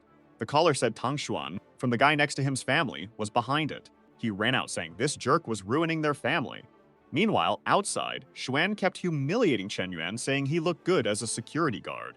Chen Yuan slapped him, told him to take his effeminate hand away, and stop giving orders. He whispered that even as comrades, Xuan had no right. Xuan spread his arms, bragging his brother was loaded with billions. As the Tang family's second son, he was way better than a security guard. Bing Shu thought Xuan was full of himself, but better than gross Shen Yuan. Then everyone saw Oji approaching with the car guy. People saw he wasn't happy. Shuam asked what he could do, then got slapped. He stumbled, asking why he was hit. Aoji told him to apologize to Mr. Smoke, or even better, to Mr. Yuan. Koji was confused. Aoji walked up and sincerely apologized. Everyone realized Chen Yuan was a big deal. People wanted to give him cards and be friends. Chunin was devastated. He lost at piano, basketball, and even family. Was this guy his archenemy? Hao Shun apologized to Chen Yuan, saying he messed up, but should have known his arrival. Chen Yuan said they were friends, and Hao Shun didn't need to worry about those details. Then he was guided into the event. Feng Shu was impressed. Chen Yuan had money but didn't flaunt it. Someone with his status would attract all the girls. She felt ashamed for thinking he was following her. She wondered how she'd complete her mission, especially since he was called Smoke Soldier. She started to wonder if she'd have to use her looks. Meanwhile, at the auction, Hoshin said there were jewels, paintings, and even island pieces. Chen Yuan was impressed. The guy said it was all for charity. Our guy looked crazy, eager to spend money on city land. The problem is, as always, he has to give it to some woman to get a share later. He thinks of Ruoyu and Yuffie, then sees Bing Shui behind him. He decided to drop the idea since she always rebuffed him. Just then a guy stood up amazed to see her there. Our guy's blonde Yusuanian, who got a mansion, showed up looking healthy. Psycho Chen Yuan wanted to buy everything there for her. He found the seating interesting. Important people sat closer to the front. He realized the person next to him was a big shot in the city. The cigarette soldier was super respected there. Then someone sat down, guess who? A girl with huge potential, and her blood tests were probably fine. People said she was Secretary Chu's daughter. Our boy just listened. He blushed, realizing she was a big boss's daughter and healthy. He turned away, embarrassed and nervous, no idea why. Oji introduced himself, saying, "Nice to meet you." The rascal was already planning an alliance or marriage. She recognized his name, said, "Nice to meet you too." But she hated these events her dad made her attend. She was curious who the guy next to her was. Usually old men sat there. She tried talking to Chen Yuan, but he ignored her. She was confused. Why was he avoiding her? Was she scary? Chen Yuan feared talking would create a system bond. She kept bothering him. "Say your name." Hao Xian told Chen Yuan to pay attention. She was the secretary's daughter. He offered to help Chen Yuan. Our boy turned and introduced himself. The system started. Shu Yuimo 22, 1.73, tall, 54 kilogram, 9.1 appearance, your favorability. Counterattack, 10% of spending, 35 points, firearm mastery. Our boy was crushed. The system screwed him. Hearing the name, she'd remember Chen Yuan. The auction began. First item, a Titanic necklace replica. Someone offered 20,000. Girls freaked out, saying dads had to get it. Bids hit 130, 150,000. Chen Yuan bid 3,000. Everyone was impressed by his nerve. Yuimo thought he had his own money, but no dad would let a son spend that much. Old men were fuming. The guy multiplied the value. The auctioneer asked if anyone would top the cigarette soldier's bid of 105. People were seething, but no one spoke up. The gavel struck, sale finalized. For payment, he said it was a gift for Miss Goizwanyan and to deliver it to her. Her favorability increased by 10. The brother instantly said her gift was incredible. Favorability kept rising. The poor girl knew he was messing with her, but she couldn't resist. Her favorability hit 35. She got mad, saying she couldn't be swayed by such things. She was a woman with dreams. She frowned, asking if Chen Yuan thought he could win her with money. She would show him how formidable she could be. Then, the second item was brought out. Who would he give this to? It was a crystal piano. The announcer said bidding started at 30,000. Someone offered 35, then 40, then 45. Of course, Shen Yuan raised it to 200 mils and thousand. He thought it was perfect for Miss Kiki. Suddenly, someone offered 210,000. He saw a mage with 2 fire spheres. He recognized her as the fire group heir and owner of many gaming industries. He bid 300 mils and thousand. She upped it to 310. He glared, then bid 500,000. The old men were crying. The auctioneer was mad. He asked if anyone would top cigarette. He got the item, she fumed. The guy thanked him for his generous city support. The fire group woman admitted defeat but said buying a piano just to show off, without knowing how to play, was foolish. Chen Yuan asked why she thought he couldn't play. He stood up, saying he'd play the instrument. Of course, the rascal was confident with 60 years of mastery. As soon as he started playing, the girls were moved to tears. This time, they really cried. They said his music was pure nectar. Everyone in the hall was moved, thinking about their lives. Now Chuyumo, who had some pro skills, wanted to add him. Chen Yuandish noticed she was starting to like him, but he seemed uninterested, saying he forgot his phone. This psychopath loved rejection and gained 30 points. He wondered why he only met crazy people. She extended her hands, saying it didn't matter he forgot. He could just give her his number, and she'd write it down. He apologized, saying he had a poor memory. She said she'd send someone to find his number then. They stood there staring at each other. Realizing he had no way out, he said he was defeated and would add her. She knew he had his phone, just messing with her. The crazy girl knew good things don't just happen. You gotta chase them. The auctioneer announced failing companies. Ken Yuan's eyes lit up. She announced a streamer company that failed.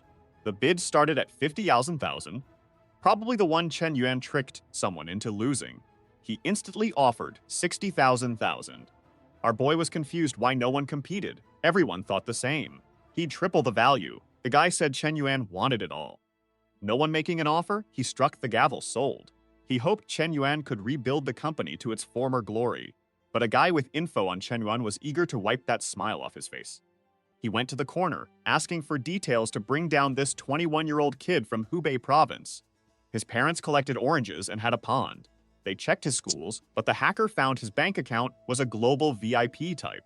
Less than 50 people worldwide have that card, usually for international transactions. The old man wondered what kind of joke this was. A farm boy had a card only country leaders possessed. He was sure the hacker's info was being manipulated. He realized Chen Yuan had enough influence to alter even government records, telling the hacker to stop investigating this dangerous guy. OG saw the guy investigating Chen Yuan and discovered something that scared him.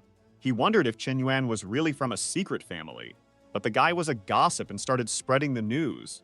Soon, everyone thought Yuan was from the secret Chen family, one of China's 4 hidden families with global influence. The guys were babbling like idiots, saying a storm was coming. Even Hao Xen was uneasy, saying only a dynasty could have such finances. Meanwhile, Chen Yuan wondered who spread this rumor, since his father was just a fruit seller. Our guy was swarmed. Girls were giving him their room numbers. Others asked him to dance. One girl offered a backflip. Our guy was shy, totally lost. While everyone danced, he was getting pulled around. He spotted Gao, his perfect escape. He told everyone he had a partner. Then he asked Gao Xuanyin to dance. She was embarrassed, almost refusing. But he gave her the necklace, so she agreed, not wanting to make him look bad. He pulled her close, saying he turned down 18 others just for her. The rascal used his system for dance skills. She was touched, noting his good dancing and warm hand. He always surprised her, and she was starting to like it. Man, all that just for 5 favorability points. That's rough. Everyone in the hall was talking about them. Chuyumo found it odd he'd get involved with her, given her scandals. But at least he didn't fall for that swarm of killer spiders. Of course she was mad he picked Gao over her. The same fool from before asked her to dance. She told him to buzz off, she wasn't into old men. The poor guy was called old at 30 and felt crushed. Chen Yuan was happy to gain 5 points. Someone then asked him to dance before he left. The rejected guy was furious, but our boy being Sigma said he was tired from his last dance. She said it was fine and asked what he wanted to know about her. Our guy was by her resilience, so he suggested they talk in the corner instead. She kept asking if the actress was his girlfriend, and he said no. The psycho got excited, thinking she still had a chance. She asked about her scandal. He didn't care. He was backing her, so her image would be clean. She asked his spending. He said she asked for too little, so he gave luxury cars, a mansion, and 2 500 million movies. Chuyumo thought Chen was getting tricked. She figured he grew up isolated, so Gao Zuanian was just using him for his money. She asked Chen Yuan if her demands were too high. He just meant spend on women. So he sent 200,000. She grabbed his tie, saying he was being tricked and used, plus they weren't even official. She then said it was his money, but he'd pay. Our boy said he wasn't being fooled. Yumo thought lovers always make bad choices. Remembering him playing piano and bidding, she found it wild such a talented guy was so innocent. Favorability hit 45. Chen Yuan knew she thought Gao Xuanyan was using him, but he'd win in the end. He smirked, saying she didn't know Big Brother's skills yet. He told her to stop bad-mouthing Gao Xuanyan. Her behavior was like what she judged. She angrily left, thinking she was better than that actress. She left pumped, saying Chen Yuan should wait. She always gets what she wants. Chen Yuan worried he'd keep his distance from this woman next time. Everyone wanted to connect. On his phone, Hoshin introduced new friend Jacques Shaoyi. Zhou was shy, so Hoshin told him to talk to Mr. Cigarette. Chen Yuan asked why Shy Zhou was there. Zhou stammered. His family was selling a giant skyscraper. Chen Yuan got excited, asking for details. Zhou said it had over 10 floors, 1,000 square each, worth 2 billion. Yun Haoxin was shocked his chubby friend was a billionaire. Chen Yuan said to add him, and he'd check it out someday. Zhou felt awkward, thinking Chen Yuan wanted the whole thing, not just a floor or two. Jai left, telling him not to sell it to anyone else, and the guy agreed. In the taxi, Chen Yuan was thinking about who he would give a 2,000 building to. It couldn't be a regular girl or she collapsed. It had to be someone with very high mental resilience. The taxi sped up and he hit his face. The driver stepped out and told the woman to get out of the way. Chen Yuan wondered what Bing was doing there. She walked over, opened the door, and got in with our boy, confusing everyone. She turned to the driver and told him to start driving. The poor driver had no choice. Our boy was looking at her, wondering why she was there. Bing Shu was motivated. It was her first job after graduation, and she couldn't disappoint her boss. Chen Yuan, embarrassed, tried to be polite to her, thinking he had just gotten rid of that damn Yumo, and now I'm at the worst one. Shu Den said she was there as a representative of the Carpfish app, seeking an investment, and already had millions of downloads. Chen Yuan cut her off, asking if she was asking for help. She said it could be seen that way, but it was a win-win situation as they had great potential. And Yuan then asked if she was begging for his help. She said yes, she was begging for help and asked him to stop. Almost crying, she wondered why he was using money to humiliate her like this. Now the rascal was satisfied. Finally, she was yielding. But he knew exactly what she disliked and approached, saying that if she came seeking something, she should offer something in return. He asked if she understood what he meant. Even the taxi driver thought he was a disgusting jerk. However, Bingshi slapped him, telling him to get off, saying that's why he didn't deserve Kiki. The 10 favorability points he had went down to -5. He moved to the side, saying he had no intention of sleeping with her. He was just provoking, but he didn't like cold women like her. She got even angrier and told him to stop joking around. Our boy replied that he wasn't very interested. They had only met twice, and she was asking him to invest in her company. Besides, she disrespected him last time and never even apologized. He snapped, telling her to disappear, saying she brought humiliation upon herself, and ordered the taxi driver to stop now. But that's when Chen Yuan noticed his troubles had only just begun. The taxi was surrounded by 3 vans. Unfortunately, it wasn't a bunch of women, but a group of strange men getting out of the cars. There was a gang of criminals apparently hunting him. Our boy realized the night wouldn't end well. Bing Shu asked what they would do. He replied that they would surrender, and that's it. The guys were excited. It seemed to be the idea of the auction man who thought capturing someone so rich would be a good move.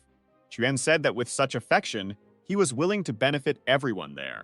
The guy said that because he was so cooperative, He wouldn't tie him up too tightly, but then he got a kick to the neck. He fell, and his friends wondered what kind of kick that was. Ken Yuan knew this time it was real criminals, not a bunch of high school kids. But with his elevated martial arts talent, it was just punches to the face. That's when one of them had the idea of using Bing Shu as a hostage. But she fought back too, putting one of the guys in a chokehold. The man lost a tooth, wondering what kind of cursed woman she was. Chen Yuan thought he had it under control, but with her involved, things had gotten dangerous. With no other option, he spent all the points he'd been accumulating, 10 in strength and constitution, and 20 in agility. Now even his system said he'd be extremely dangerous on a battlefield. Oh my god, the display of millions of punches was horrible, but it hit everyone's face. The leader ordered them to capture Bing Shui again, but she kneed him in the groin, saying many men needed to learn their place. But then the guy pulled out an apple peeler. He lunged at her, saying she had to die. Bing Shu was scared, thinking her life was over, but someone grabbed the blade with her hand. It was Chen Yuan, who said the habit of threatening women was shameful. Blood dripped as Bing Shu shook, realizing she almost died. Chen Yuan kicked the guy, calling him a jerk. Soon everyone lay in red puddles. Bing Shu mumbled to herself, dazed. She jumped into Chen Yuan's arms, saying she almost died. Our boy saw the iceberg's cute side. He told her not to worry, he'd be there. His taxi words were just a joke. Actually, she was an amazing girl. She asked if he meant it. Chen Yuan said to trust him. He'd even visit that carp company. She thought Chen Yuan was different. He seemed mean, but was actually kind. He acted shameless, but was a good guy. Even with his rich family, he risked it to save her. He said it was nothing, just a nick, but it was too late. He gained favorability points, hitting 80. Police arrived and got them. Someone noted he was in trouble again. Chen Yuan asked, "Why here?" It was Chuyumo, an explosive squad officer, always with 2 spheres. He beat the guy so bad, some needed blankets. Officer reported 1 dead, 7 hurt. It was a battlefield. Chuyumo thought 8 bandits came for him, but he flipped it. She was excited, saying his skills were worth it. Bingshi stared, and she knew all women eyed him. She got angrier, always competing to talk. She said they both needed to go to the station to explain everything. At 3 a.m., an officer told Bingshu she could leave. She asked if Chen Yuan was coming too. The officer said no, Chen Yuan was still with the captain. Bingshi said she'd wait for him, and the officer let her. An officer found her eagerness to wait strange. Captain asked for cameras off. Was the game turning on the boy? Che Muan wondered Chuyumo's plan. Someone opened the door, giving him food. He ate noodles, surprised she was a cop. He gained 5 points, and she said anything's possible. He wondered why noodles boosted favorability. Why was he, the victim, detained? She said he seemed eager to escape, but he killed someone. She grabbed his chin, asking about Bingshu. He said she came to talk investments. Then the psycho just tore everything apart. Our boy, beaten, asked what she'd do. She pulled out a medical kit. She told him to stop thinking nonsense. She wasn't going to hurt him. She found it ridiculous he thought she'd take advantage. He denied it, saying she was busy so he'd take care of himself. She told him to stay still, saying he'd just hurt himself. He felt crushed, but saw she was playing a game. He remembered how girls played this game before, showing care, then abandoning him, leaving him humiliated. He saw Yuma as a devil, a trap. He got up, telling her to keep her distance. They just met. Yuma asked what he meant. She was just bandaging him. He wasn't mad, but she had to get that he liked someone else. He got poetic, saying life has encounters, but her chance was gone. It was too late. If he was flaky, she wouldn't like him. This crazy girl thinks he's pure love, but it won't work. She went nuts and he ran for a taxi. The crazy woman watched, vowing not to lose him to those other women. Bingshu slept at the police station, then came home beat. His day was a mess. He just wanted sleep. Then he heard a shower. He saw a misty silhouette, thinking the president was testing him. An angel said calm, a devil said go. A girl came out of the shower, feeling good. Seeing Chen Yuan, she froze, got scared, and screamed. Later, she cried to Kiki. She'd never marry, she was seen. Chen Yuan said he'd shower. The friend was mad. Rascal saw everything, made Mi Yun apologize. Kiki said he was a good friend, but Meng Ming found it weird she defended him, asking what was up.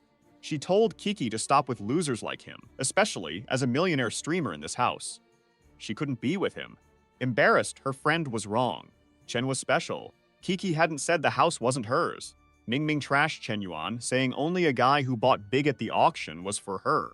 Then someone knocked. Meng Ming asked what it was. They said it was Chen Yuan's piano. The friend expected an old piano, but a helicopter and armed battalion arrived. What kind of piano was this? A while later, it was in the middle of the living room, still covered. By now, he was scared, wondering what kind of national treasure this was. Meng Meng got tired of waiting and pulled the cover off. She was blinded by the shine. Obviously, it was the crystal piano, and she was completely cured. Meng Meng tapped it and realized it was genuine, wondering if she was wrong about that guy. Then a news report about the auction was on TV, showing Chen Yuan being called the mysterious millionaire who spent over 500,000. Poor Meng Meng was hit by the 500,000 realization and was in disbelief. Kiki turned and said she told her that Chen Yuan was exceptional. At that moment, someone said the piano had arrived. Her expression changed as she saw our boy shining. He came down the stairs, saying it took longer than he thought. Now the crazy girl was thinking he was too handsome, going from 0 to 100. He asked Kiki if she liked it, and she said it was precious, maybe too much. He then mentioned he had a business meeting, and asked if she wanted to come along. Seeing her friend in the house, she didn't want to leave her alone, so she apologized and said she couldn't go today. Our boy left the house without worrying too much. At that moment, the system activated the link with Meng Ming, starting with 20 points. However, Chen Yuan didn't like this as she was supposed to be Kiki's best friend. He would have to make her realize that her friend had eyes on her man. While Kiki played music happily, Meng Ming could only think about having a guy as handsome as him. But our boy just doesn't know how to be poorly accompanied anymore, so he called Ruyu to join him on the business trip. She was angry as he had disappeared for days and now called her for this kind of outing. She thought he had been distant lately, and wondered if it was because they hadn't done anything that night. Already angry, she said that all men seemed to be the same and his favorability dropped to 95. Our boy, from a distance, wondered why he lost points without doing anything. Face to face, he wanted to know why he was losing points and wondered if it was because he didn't pick her up from home. But our boy, being Sigma, ignored everything she was thinking and just called the chubby guy to send someone to pick him up. He knew that if he started apologizing, it would only feed these pointless problems. His plan was to solve it with the good old system. Meanwhile, in that building, a guy was talking to his friend, asking if this Kyungwang was really that amazing. It was the chubby guy's father who asked, and the boy replied that yes, he could be trusted. He was a very wealthy kid. The father said it seemed the boy was incredible and was curious to meet him. Nearby, there was an old bald man with Sutong, wondering why Mr. Zuzong was there. She seemed interested, wondering if this guy was important. She was a new employee, and the old man warned her to be careful with that Mohawk guy. He was the richest one there. Sudom wanted to know how the guy who hired her, a millionaire, thought the other guy was even richer. Then she saw a couple talking and said the person looked familiar. Was it him? The man greeted our boy, who said he was very modest to come there to meet him personally. Then the son arrives, saying everyone was waiting to meet him. Our boy was excited, saying they were very polite. While the papers fell to the floor, Sutong wondered why the owner of the place came to meet Chen Yuan. The old man said that place took 9 years to build and was extremely luxurious. At that moment, more than 300 companies had stores there. It was basically a complete shopping mall with many stores, cinemas, karaoke, and everything else they wanted. And at the top, there was still an incredible commercial area. But Ruyu wasn't enjoying all this, wondering why the bastard brought her there just to follow him around. The old man said he would show him all the floors, and he asked Rui what she thought of the building. She said it didn't seem that bad. Ken Yuan then told the old man that if she liked it, he liked it too. Just name the price, and he would buy it and give it to her. The father asked if he would really put the entire building in her name. Our boy said yes. As long as she liked it, nothing was a problem. The old man couldn't understand how the young man's mind worked. Rui was hesitant to accept, saying it was too much. After all, it was an entire building. But our boy wanted to convince her, saying that if she had that, she would never have any financial problems again. At that moment, she would have to take care of her parents' company, which would be a lot of work. But this building would ensure she had no more problems. Now, she thought she understood why she was brought there, and wondered if she should maybe stop acting like a princess. Because he gained 3 points passing 98, he gained another 20 strength points. The chum guy intervened and said it was all set, informing Chen Yuan that the selling price was 20,600,000,000. He pulled out his black card and said, if the papers were correct, the 2,600,000 would be in their account. A while later, everyone was clapping. The contract was sealed. Our boy then said he was just an investor because the true owner was Miss Ruyu. Everyone congratulated her and she felt embarrassed, wondering if this was the life of a boss. explained why her parents enjoyed being in the office so much. It wasn't so bad being pampered. However, she already showed a psychopathic side, saying that seeing so many people bowing was a delightful feeling. Meanwhile, Pork Sea of Tong asked why so many people were gathering. Her friend informed her that the entire building was bought and given to a girl in her 20s. Sutong observed from a distance. The friend went to talk to her, but the girl had already disappeared. The poor girl was running off somewhere, saying all this should be hers. No matter the cost or what she had to do, she was determined to get Chen Yuan back.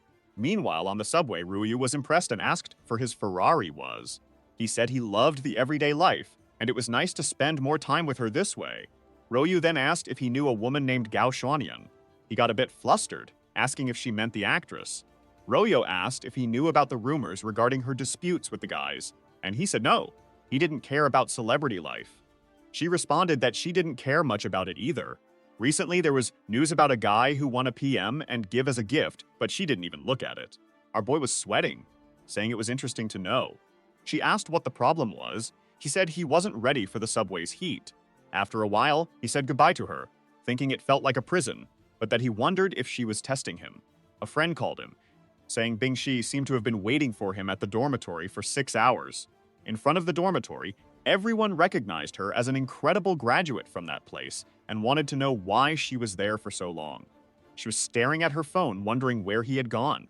When she woke up at the police station, he had disappeared like a ghost, and her body inexplicably brought her to that place. The poor girl was going crazy, saying her heart wouldn't stop dancing, and she needed to find calm. Could she have fallen in love with Chen Yuan? No. She tried to change her mind, saying he was just a friend of Kiki. She couldn't think like that. Our boy was in the crowd, wondering if she was really waiting for him. But she was resolute in solving the financial part of the company. Then she recognized him, ran over and hugged him. Everyone commented that it was impossible since they thought she was a lover of women, but she was clinging to him, saying she only felt safe this way. Chen Yuan asked what the problem was, and she told him not to move away, that she didn't want to let go. His friends were just observing, saying they wanted to kill the lucky bastard. Suddenly, it started to rain and people ran for cover. Our boy turned to her and said they needed to find shelter from the rain. The next moment, they were in the dormitory, and his friends were shocked. She sat in a chair thinking it wasn't as dirty as she imagined. The friends wanted to know how the hell he managed to get something like this. Suddenly, she asked why his laundry basket had so many dirty clothes. When the rain stopped, she wondered why she took that without thinking straight. Chen Yuan didn't worry much and said he would take her back home. On the way, he asked if all this was because of the help the company needed. She remembered the company and said yes. It was all for the company, which is why she was there. She mentioned that she hadn't sent a message because she didn't have his number. Could he give it to her? He said it wasn't a problem and told her she could contact him whenever she wanted. She asked if it was only about the financing he was talking about, but our boy was already leaving, saying not to worry. He would check the company tomorrow. The poor girl kept saying she was indeed a bad woman for doing this, but she felt at peace when she was close to him. She just didn't know how she would be treated when Kiki found out. The next day, he received a message from Royo asking for help to receive the company's funds, but he told her to put someone else in charge, now that she was the boss since he had things to do. He was in the car with Bingshu, who asked why he was so happy. Our boy was wondering why after one night, she already seemed angry again. Bingshu concluded that she couldn't get involved in other people's relationships. Ken Yuan had many other options, so obviously he didn't want her boss and informed her that they would be there soon. However, the office of Bingshu's company was in Ruyu's building. He asked if the company was really located there, and she confirmed it. Now he was in trouble. If Ruyu saw him, he would lose the maximum favorability he had already gained. With no option, he went to the elevator, which opened with Ruyu inside. She asked what he had to do that was so important this morning. Inside, there was an awkward silence. Our boy tried to stay calm, saying he couldn't show any signs of stress. He then introduced Bing Shu, saying she worked at the carpfish company in the technology industry. He turned to Bing Shu and introduced Royo as the owner of the entire building. Bing Shu was impressed that such a young woman owned such a large place, but seemed curious about Chen Yuan's relationship with a school colleague. She introduced herself and said it was nice to meet her. However, Riwei just stared and said hi, finding it very suspicious that such a beautiful woman was with Chen Yuan. Even though she knew he was unfaithful, he couldn't be that shameless. Once she collected the rents, she would deal with him. Bing Shu then left the elevator, saying she would call the company boss and that they should wait. Our boy didn't want her to go knowing he would be humiliated now. He turned to Ruyu, saying he wanted to explain something, but she wasn't in the mood to be fooled and told him to speak up. He whispered to Ryu to be careful with Bing Shu, saying she was a well-known lover of women at school and might try to seduce her. She asked if it was true and confirmed that everyone at school knew. With that, she called Chen Yuan, and he went. However, Royo didn't believe him and said she needed to find someone to confirm it. She decided to call some people she knew from university. When the guy saw the number, he was shocked, wondering who he had offended to get a call from her. When he answered, he asked what the adorable classmate wanted to talk about. She asked about the rumors regarding Bing Shu. He mentioned that people said the student council was her playground. Ryu got excited, thinking Chen hadn't lied. The friend asked if she was talking about the same Chen Yuan he knew. However, she just thanked him and hung up. The guy got angry, saying he needed to inform her about the kind of person Chen Yuan was. He tried sending some messages but got blocked. Poor Ri was all excited, thinking that Chen Yuan really didn't lie. When the guy started sending a bunch of messages, she blocked him. In the meeting with the president in a flexible suit, she went over all the company's numbers. Our boy was there just to spend money, so he wasn't interested in that. He raised his hand and said he already understood well because Bing Shui had explained about the company. He asked her to just name the company's price. The president hesitated, knowing he had power that defied logic. She knew her company was worth 1,000,000 and needed at least 100,000 in investments. She said 1,000,000, and our boy was shocked. She wondered if she had mentioned a too high value. Chen Yuan asked if she had really taken all this time to mention such a low value. He then said he would buy 49% for $1 billion, but had a condition. The value was too good, so she wanted to know what the condition was. The president thought she was too old for him to try something like that. But if he insisted too much, it wouldn't be a big problem. He revealed that the condition was that all shares be transferred to Bing Shu's name. A while later, he left the room and she was stunned. Bing Shu asked how the conversation had gone. Our boy said she worked very well and would soon receive a promotion. She said she wasn't there for that and asked what he was planning. She was sure, by the way he treated Ruyo, that they had something going on. He should be careful because the president had genuine feelings. But she was thoughtful, wondering what her plans were. Kenyun asked why he should choose someone in with a psychopathic look, said he wanted everyone. She was startled and asked what kind of business this was. He made a villainous face, asking if it was wrong. She then said he had revealed his vulgar style, incredulous that she had thought something else. Shen Yuan said she was acting this way, but yesterday she had the audacity to grab him by the arms and invite him to her house. He asked if she wanted to know if he would choose her. After all, as a friend of Kiki, she shouldn't have flirted with him yesterday. He told her that someone who acted that way had no moral ground to judge him. Outside, our boy felt on top of the world. Giving her that moral lesson had been delightful. She wondered if she was really being hypocritical and concluded that after flirting with him yesterday, she couldn't teach him any lesson. Some guys passed by announcing that the president had called for an emergency meeting. Now she was worried about the outcome of the negotiation. In the meeting room, no one had any idea what the president would say, and Bingshi was terrified. The president appeared and announced that the new vice president from that day forward would be Bing Shu. She was confused, wondering why she had been promoted. The other employees were angry, especially since she had started working just a week ago. The president said they had no say in the matter, as Bing Shi was a skilled, wealthy woman who had contributed significantly to the company. She presented the contract showing that Bing Shi owned 49% of the company's shares. With that, no one could question anything. The president thought to herself that Chen Yuan was quite the boss. So young and buying half the company. People commented that they never imagined Bing Shu had so much money. The president raised her arm and told everyone to applaud her. Bing Shu, emotional, wondered if this was Chen Yuan's doing. She remembered him asking how she was sure he wouldn't choose her. She blushed and felt passionate, thinking this proved that he chose her after all. She gained 5 favorability points, then another 5, reaching 95. She became Chen Yuan's bootlicker. He got 35 strength points and 100,000 back from his 1,000,000 spend. Our boy knew a spending strategy was best. Before, just throwing money at Seoul didn't get him much. But with a plan, he invested more, made a profit. Then his phone rang. Gao Xuanyan called, crying, asking if she was an idiot. The old director paid people to trash her again. The whole industry was trashing her, ruining her image again. Kim Yuan was shocked, who messed up his comeback. He spent 200,000, but they flipped public opinion again. He told her to chill. He'd handle it. Lord Tiger, or Wang Yehu, was infamous for using his industry power to exploit women. But this opinion shift was from actress Fang Jingyuan. Chen Yuan asked if she was that influential, and she was. She's super famous, donates a lot, so people listen. He warned Chen Yuan taking down Wang Yihu needed unusual methods. Our boy asked the plan. Hao Shun gave him a card for someone with info to ruin Wang Yihu's career. They just needed to find this person. On a busy street, our boy wondered who'd work there. Climbing floors, he heard someone yell about next month's payment. He wondered why this guy was there. It was the pineapple-headed chubby guy cursing a man, threatening to cut his hand off. Sejin apologized, saying he'd finish a film and pay his debts. But the pineapple guy said this kid offended Wang Yehu, the tiger, so his film couldn't succeed. Sejin insisted his film had potential and would succeed this time. The chubby guy was about to hit him when someone yelled stop. He got punched again. The kid got up, asking who dared do that. Chen Yuan asked if he forgot him, and the guy cried. Remembering his father's warning never to provoke this kid, he quickly apologized, saying he would leave if that was the case, and they ran away.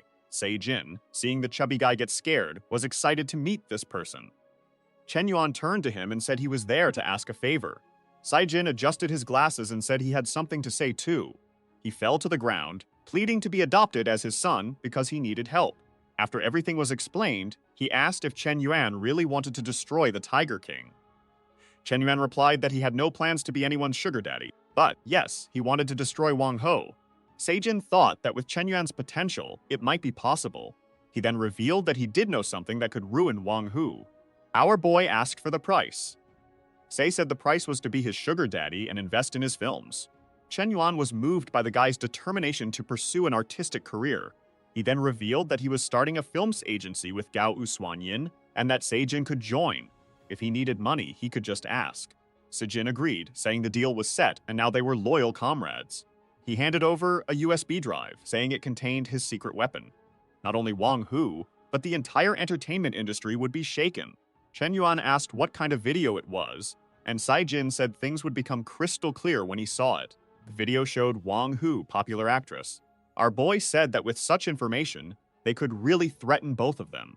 Sejin warned that it would be terrifying, but Chen Yuan assured him that with his support, nothing would go wrong. Meanwhile, at Gao Xuanyan's house, she was furious because people hadn't stopped cursing her for 3 days. At this rate, she was beginning to consider leaving the entertainment industry. She then received a call from Chen Yuan and wondered why he wanted to talk to her. When she answered, he asked if she was alone. She said yes, and he said he would come over then. She felt embarrassed, wondering why he wanted to know if she was alone to visit her. She was protecting her body, nose bleeding, thinking he had lost control.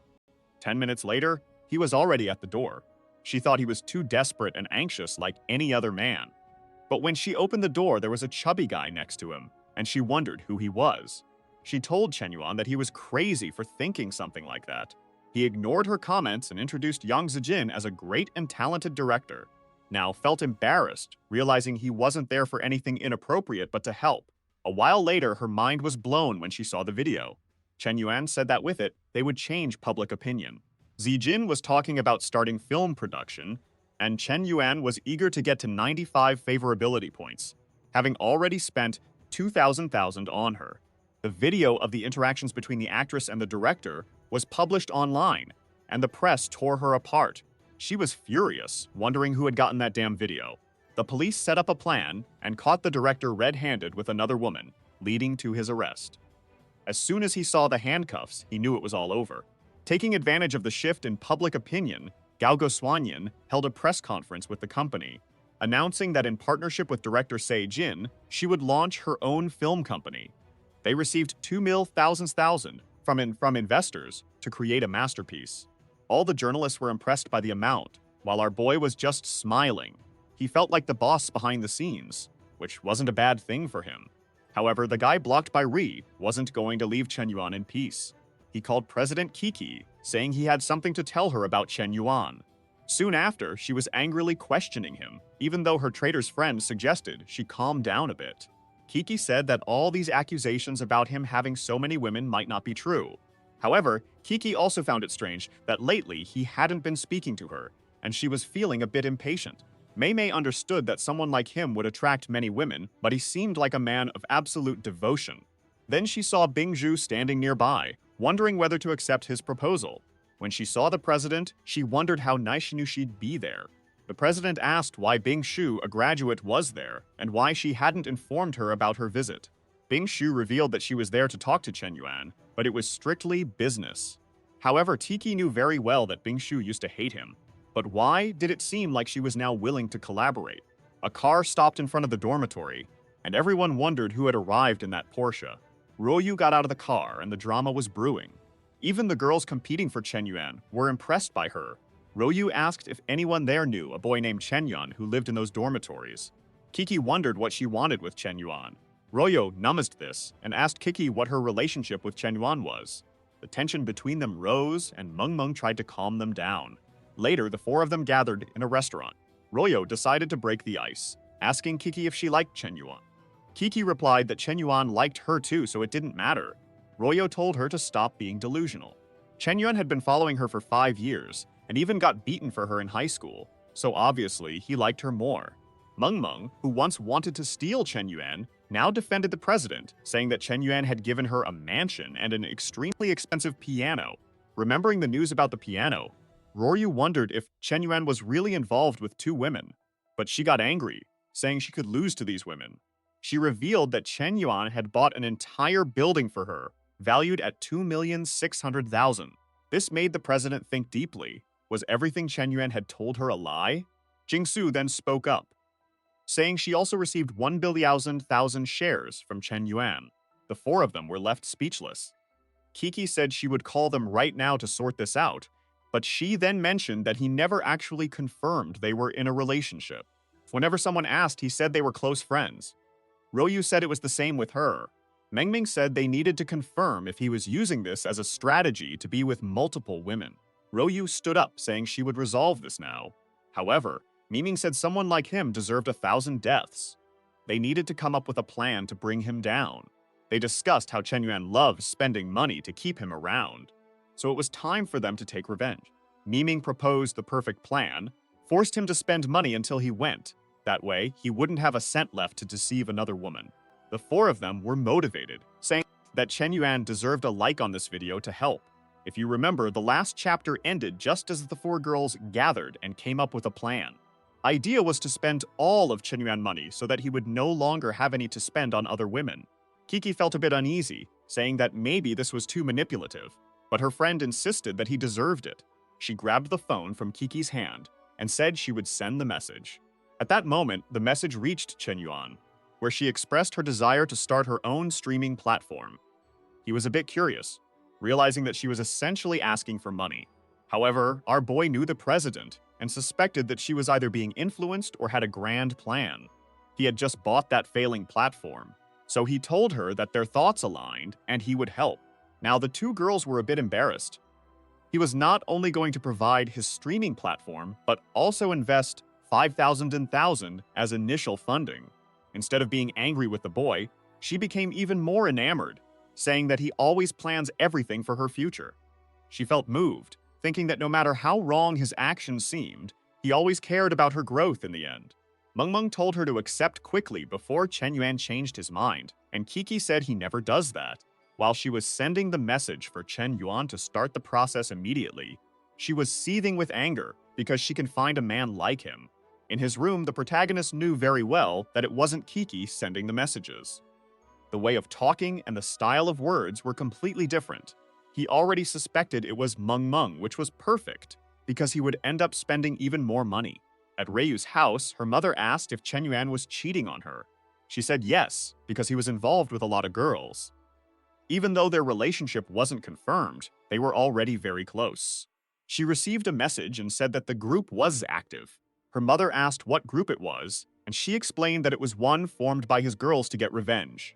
In the group, Kiki sent a message saying she was going to receive a streaming platform.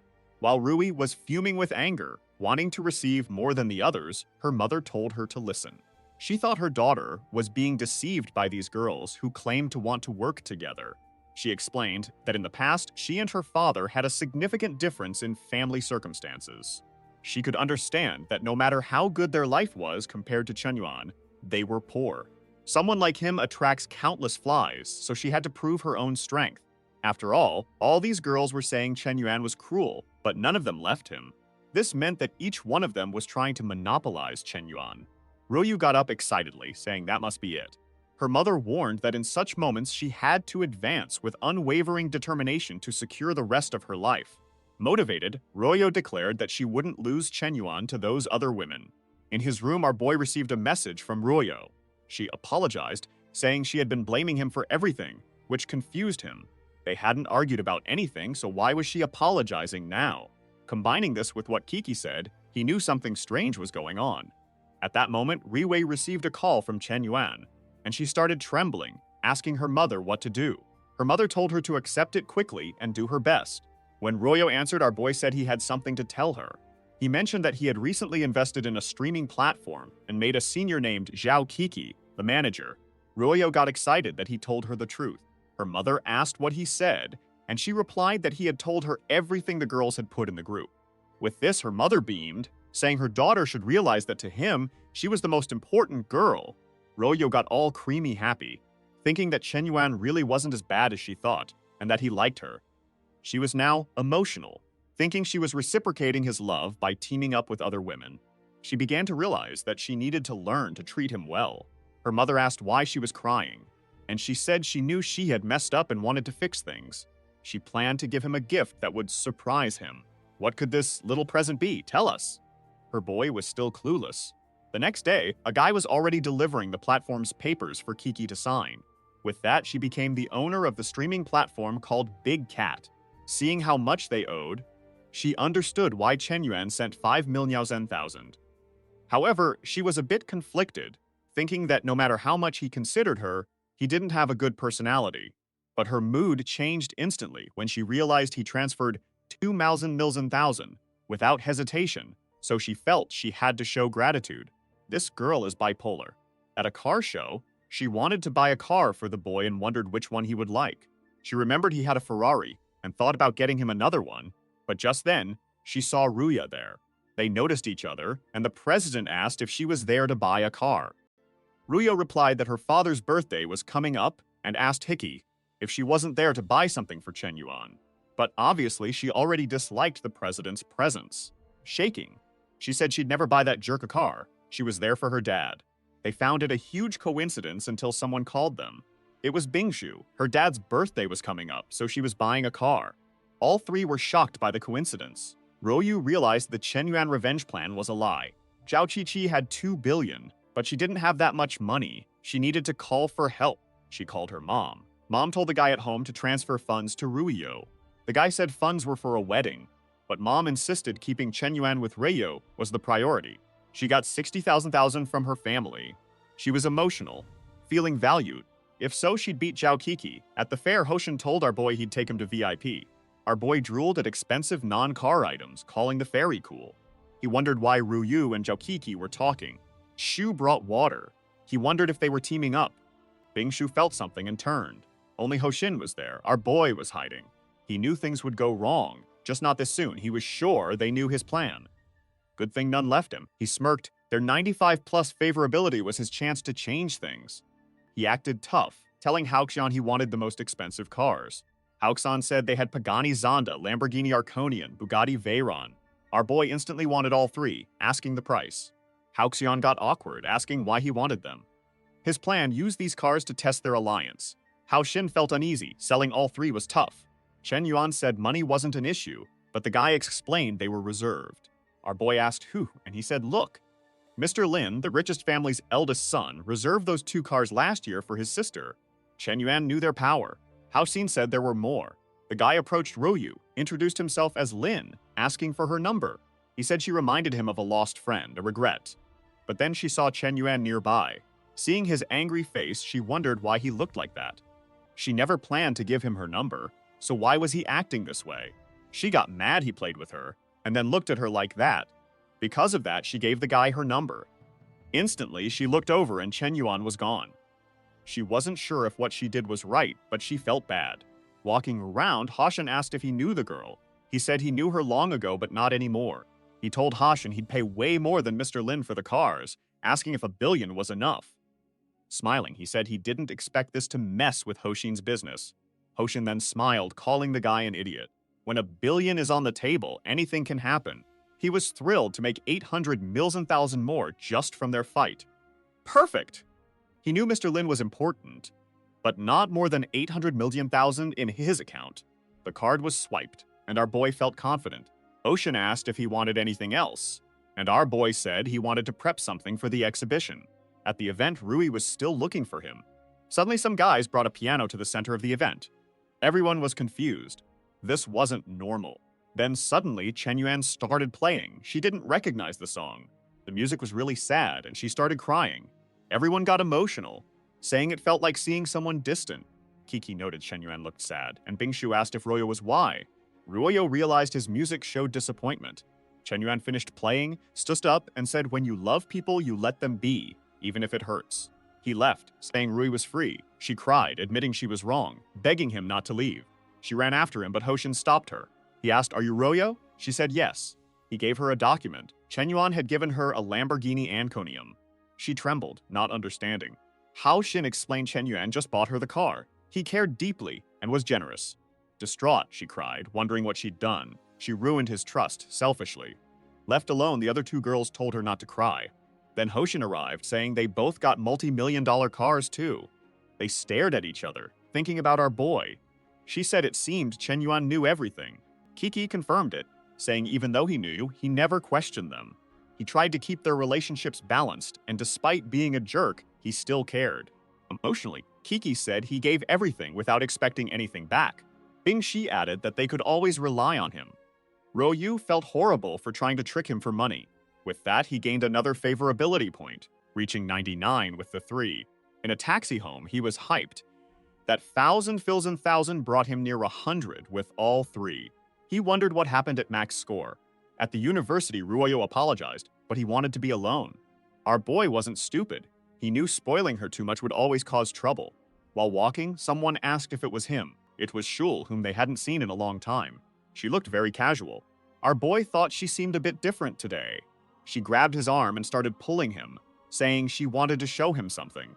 He asked what it was, and she said it was a secret. He already suspected she probably wanted some branded bag. In the end, they're all the same, but he was curious to see what it was this time. In front of the apartment, he asked what she was planning, and she told him not to be impatient. She opened the place, revealing a bunch of portraits of Chen Yuan hanging on the walls. He felt a bit embarrassed and asked if she had done all that. She said yes, the place was too empty, so she made some portraits. He asked if that was the surprise, and she said no, it was just part of it. She told him that the house was the gift she would give him. He felt awkward, asking if she was really going to give him the entire house. She said yes. After the donation he made, her father stopped getting involved in gambling and managed to rebuild the family. Because of that, his business kept improving. With her father's change, she realized she also had to reflect on her actions. She says she used to be very materialistic and understood why our boy didn't like her. She announced that she would become a woman deserving of him and win him over again. Man, what a plot twist. Our boy was confused. What was this? As far as he knew, this girl was only interested in material things. He said the house was too extravagant, but she replied that he had already given her 5,000,000, and this house only cost 3,500,000. If he thought about it, she was still taking 15,000 from him. Crafty girl had even done the math, and I believe she is the least in debt. She handed over the key, saying she knew it might not mean much to him, but it was the best way for her to repay him. Our boy became thoughtful, understanding why she hadn't been in contact recently. Of all the girls he has been helping, she is the one with the poorest family. Yet, until now, she has taken the least amount of money from him. Our boy smiled, saying that this kind of woman aligns with his intentions. With that, he accepted the gift and immediately received a call from his friend inviting him to dinner. Upon arriving, the boys were impressed that he brought the legendary Shul. He apologized for being late and introduced her to everyone. The guys introduced themselves. The one with glasses was Lao Kao, the one in the white shirt was Lao Shang, and the chubby one was Lao Hao. Chen Yuan also introduced Shul, but the guy said everyone already knew her, so there was no need. However, the one with classes had a serious question and wanted to know the nature of their relationship. Both of them felt a bit awkward, and everyone stared at the guy, surprised by his boldness. Shul said she wasn't quite sure about their relationship. She was chasing after Chen Yuan, but he hadn't agreed yet. She was willing to give him a warm place to stay inside every night, known as a house, but she hadn't been very lucky. The friend said that even in the most fantastical story, they wouldn't have dared to think of such a plot. At that moment, a cup fell nearby. Bing Shu was there, disguised, not wanting to be seen. She thought it was crazy that the woman had given Chen Yuan a house while she had never done anything. At this rate, his impression of her would only worsen, while this new girl would surpass everyone. She quickly went to the group chat to inform the others, telling them about a girl named Shul who gave Chen Yuan a house. He also mentioned the restaurant, and Ruiyu said she was heading there now. They finished eating, and the group asked for the bill. However, Shul said she would pay for everything, since it was the first time they were eating together. Chen Yuan thanked her for the kindness, but informed her that he had already paid. She thanked him and said she had to return to work at the internet cafe and would see him later. Chen Yuan started to like her, saying that she was surprising but not annoying. Meanwhile, Bing Shu thought this girl was a master of several tactics. Clearly, she was at least an S-rank opponent. The friends approached Chen Yuan and asked when he developed this legendary charm. Our boy explained that he could teach, but the person had to want to learn. The friend said he was joking but warned that he thought Joelle was a different kind of woman. His friend hoped Chen Yuan wouldn't hurt her. Chen Yuan said not to worry, he always goes all in. Leaving, they saw Liang. He passed Chen Yuan, all excited. This was the guy snitching on our boy to the girls, still clueless. A Rolls-Royce stopped. He wondered if it was real. A furious Ruiyu stepped out, but Liang was smitten. She walked to Chen Yuan, expecting a scolding. Instead, she hugged him, crying, apologizing. She deleted the number, never wanting to see him again. She just wanted forgiveness. The guys were amazed by her heavy tactics. Liang fumed. He'd badmouthed Chen Yuan to her, but she was licking his boots. Our boy said she was never wrong. They had no relationship. He shouldn't get involved with her friends. She said she chose this gift for him. This Rolls-Royce was the most expensive. She hoped he'd accept it. Man, this girl was shooting high beams. Liang fumed as Chen Yuan realized she'd been learning. He told her he no longer believed in love. He'd take the car just to embarrass her, then invited Bing Shu for a ride. Bing Shu said it wasn't right. Chen Yuan replied a gift was his once received and told her to get in. She agreed, but he didn't mean to be so insistent. With that, our boy sped off, leaving Ruiyu in the dust. Liang told her to wake up. Chen Yuan was playing with her. However, she responded that Chen Yuan had already sacrificed a lot for her. The guy kept insisting it was for her father's sake, but she told him to stop talking. If she wanted Chen Yuan to play with her, she'd let him. She was sure he was trying to irritate her, proving he hadn't forgotten their relationship. Bing Shu asked why he treated Ruiyu like that. He said she wasn't what he expected, and he was disappointed. He admitted his mistake. Bing Shu felt he cared. Was she his first love? Chen Yuan laughed, saying ugly guys like him don't get first loves. Her laugh embarrassed him. She had a question, wanting an honest answer. He listened. Why'd he give up 1,000,000 in koi fish shares? Chen asked, truth or lies? She said, be honest. He claimed no feelings, just a favor. She said it made no sense, asking his gain. He had a task. She looked confused. He sped up. He claimed a 9,000 system, just for girls. She told him to stop Manhua, be honest. He spent money because she was hot and wanted her. She felt a bit embarrassed, but thought if it was Chen Yuan, she wouldn't mind. Our boy was confused. This woman had changed a lot. Apparently, she had a personality issue. Chen Yuan dropped her off and left. She thought she'd never had any physical action, but it was strange. If he really wanted to throw punches on the lawn, he would have done it already. His intentions weren't simple. Then she got a call from Ruiyu, asking what Chen Yuan said about her and if he revealed anything. Bing Shi asked, but he seemed reluctant, so she didn't push. But when she asked why she got 1 billion in shares, he said it was to take her to bed, and she didn't buy it. After all, it wasn't worth that much. The girl put herself on discount. Ruiyu said he heard something similar. His rewards didn't match his effort. She figured he had a huge plan. He first got famous on the streaming platform as Mr. Yuan. Then he invested in the Xiao family in Koi. Her father's company, Shu's father's, and even her own, were doing great. Bing Shu agreed, saying his money helped them develop AI and earn more. Ruiyu said his Playboy image hid his business plans. He was actually a very strategic, mysterious, and hard to understand guy. Maybe Qinyuan's plan was to rule the world. Then Kiki messaged her, asking to rent a floor for the streaming platform. That made Ruya think, was Chen Yuan starting another big company? At Kiki's mansion, Meng Meng was hyped, saying they just needed to hire people. Kiki agreed, making Meng Meng their first executive planner. The only issue was finding girls to stream. Meng Meng told Kiki to check her contacts, since she used to stream too. Kiki knew a company head who got fired for offending someone. In a cafe, a woman threw water at a guy. He said she'd changed, and he was over her attitude. It was Shen Shui from Shark Live, of course. She yelled that he lived off her money and was leaving now. He said he was young and could find what she offered anywhere else. He left, saying goodbye and that he'd paid. People gossiped, calling her an old cow wanting fresh grass. Shen Shui was furious, claiming all men were alike. She vowed to make him pay even if it took 60 years. Then Kiki called, making her wonder why. She was invited to partner in a new business. Meanwhile, Chen Yuan was sleeping in his room. He heard someone at the door thinking it was a thief. He grabbed a vase, ready to strike. Someone entered carrying a jug, and as he went to hit them, he saw it was Shul and stopped. He asked what she was doing there, saying she didn't even say hi. She apologized, saying she didn't expect him to move in so quickly. But outside, she was crying thick tears, saying his body was incredible and even had defined abs. Boldly, he said that she saw him shirtless, but he hadn't seen anything yet. She opened the door and said if he really wanted, he just had to ask. Our boy said she was stalling too much, thinking she wouldn't have the courage. But she moved her hand to her shirt, telling him to get ready. Our boy told her to hold on, joking that it wasn't that serious. She stuck out of her tongue, saying, "You never know what the fire they were playing with." She mentioned bringing breakfast and placed the items on the table. Our boy hugged her, saying if she didn't know he was living there. Why did she bring breakfast? Close to her neck, he said she wasn't being. She told him to stop focusing on the details, thinking that she had prepared everything perfectly. He saw she had prepared some buns and said they looked delicious.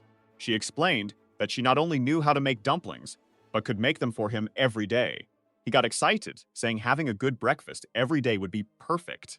He sat down, asking if she wanted to become his personal assistant and even get a salary. She told him to stop being so formal as she would do it for free every day. Our boy was starting to get moved. Not even all of his training with the system was helping, not to mention that the food she made was very tasty. Naomi understood why she used to be called Heartbreaker. Suddenly, he received a call from Gao Xuanyan. She asked for help once again, and he told her to stop stalling and say what she wanted. She explained that the company wanted to start filming the new movie, but the city studio wasn't cooperating.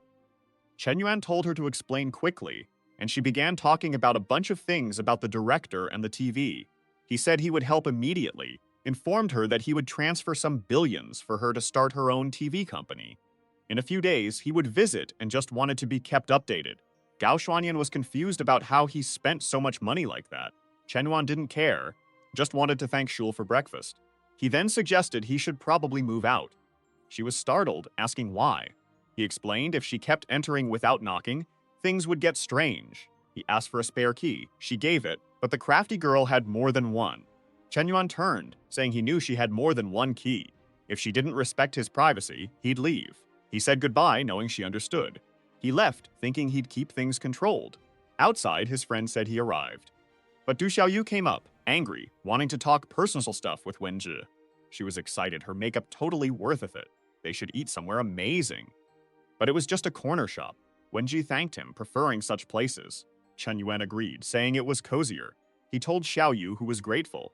She wondered if Chen Yuan was a poor guy faking rich. Then, a TV company made an announcement.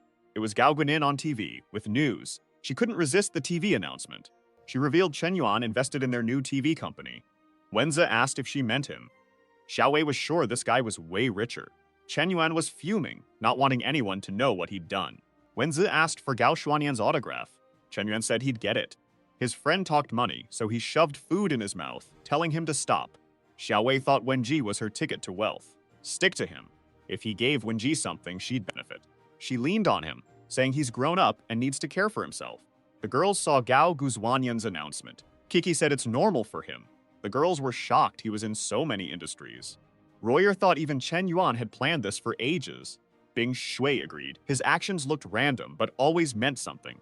Royu recalled his past, trying to guess his plan. She had no idea. Meng Meng suggested Kiki announce he was an investor, attracting more people.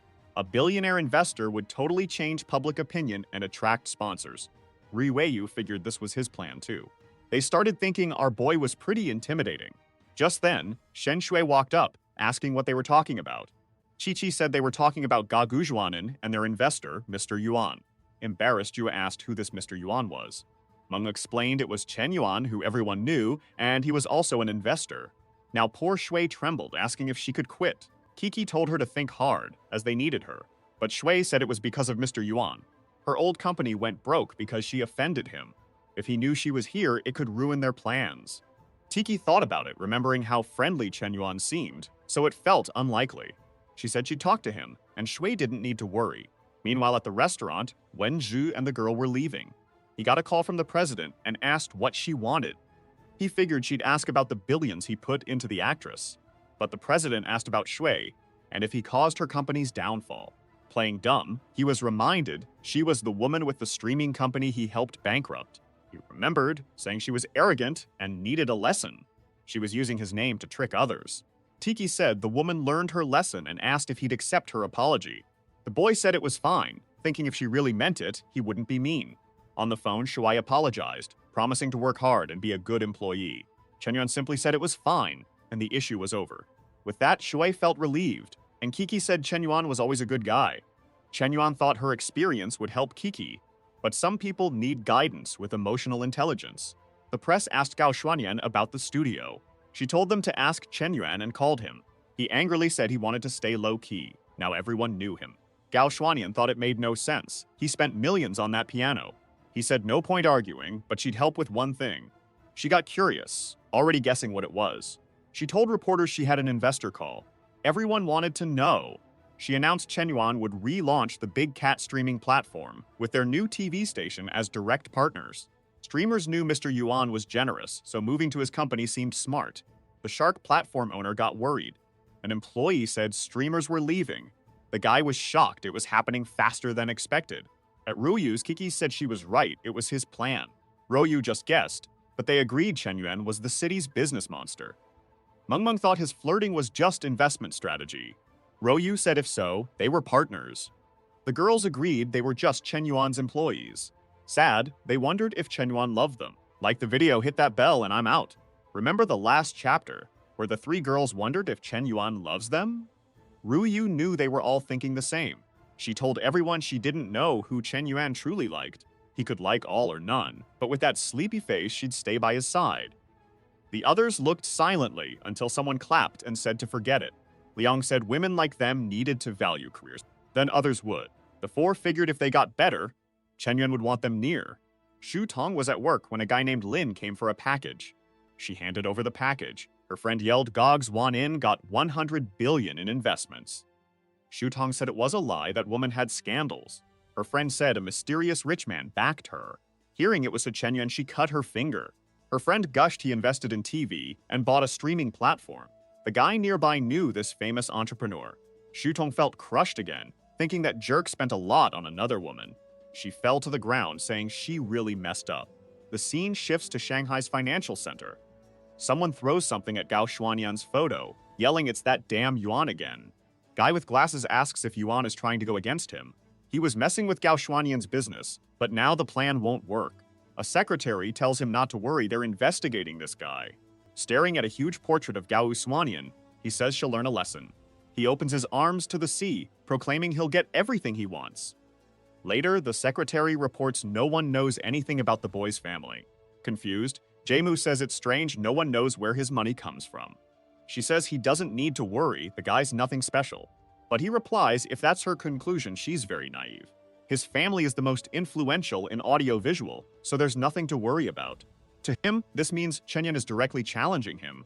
So, their main concern should be their city properties. She tells her boss she'll dig deeper into his background. The scene shifts to someone bringing soup to our boy. It's Gaxdu Leal pampering him while he plays.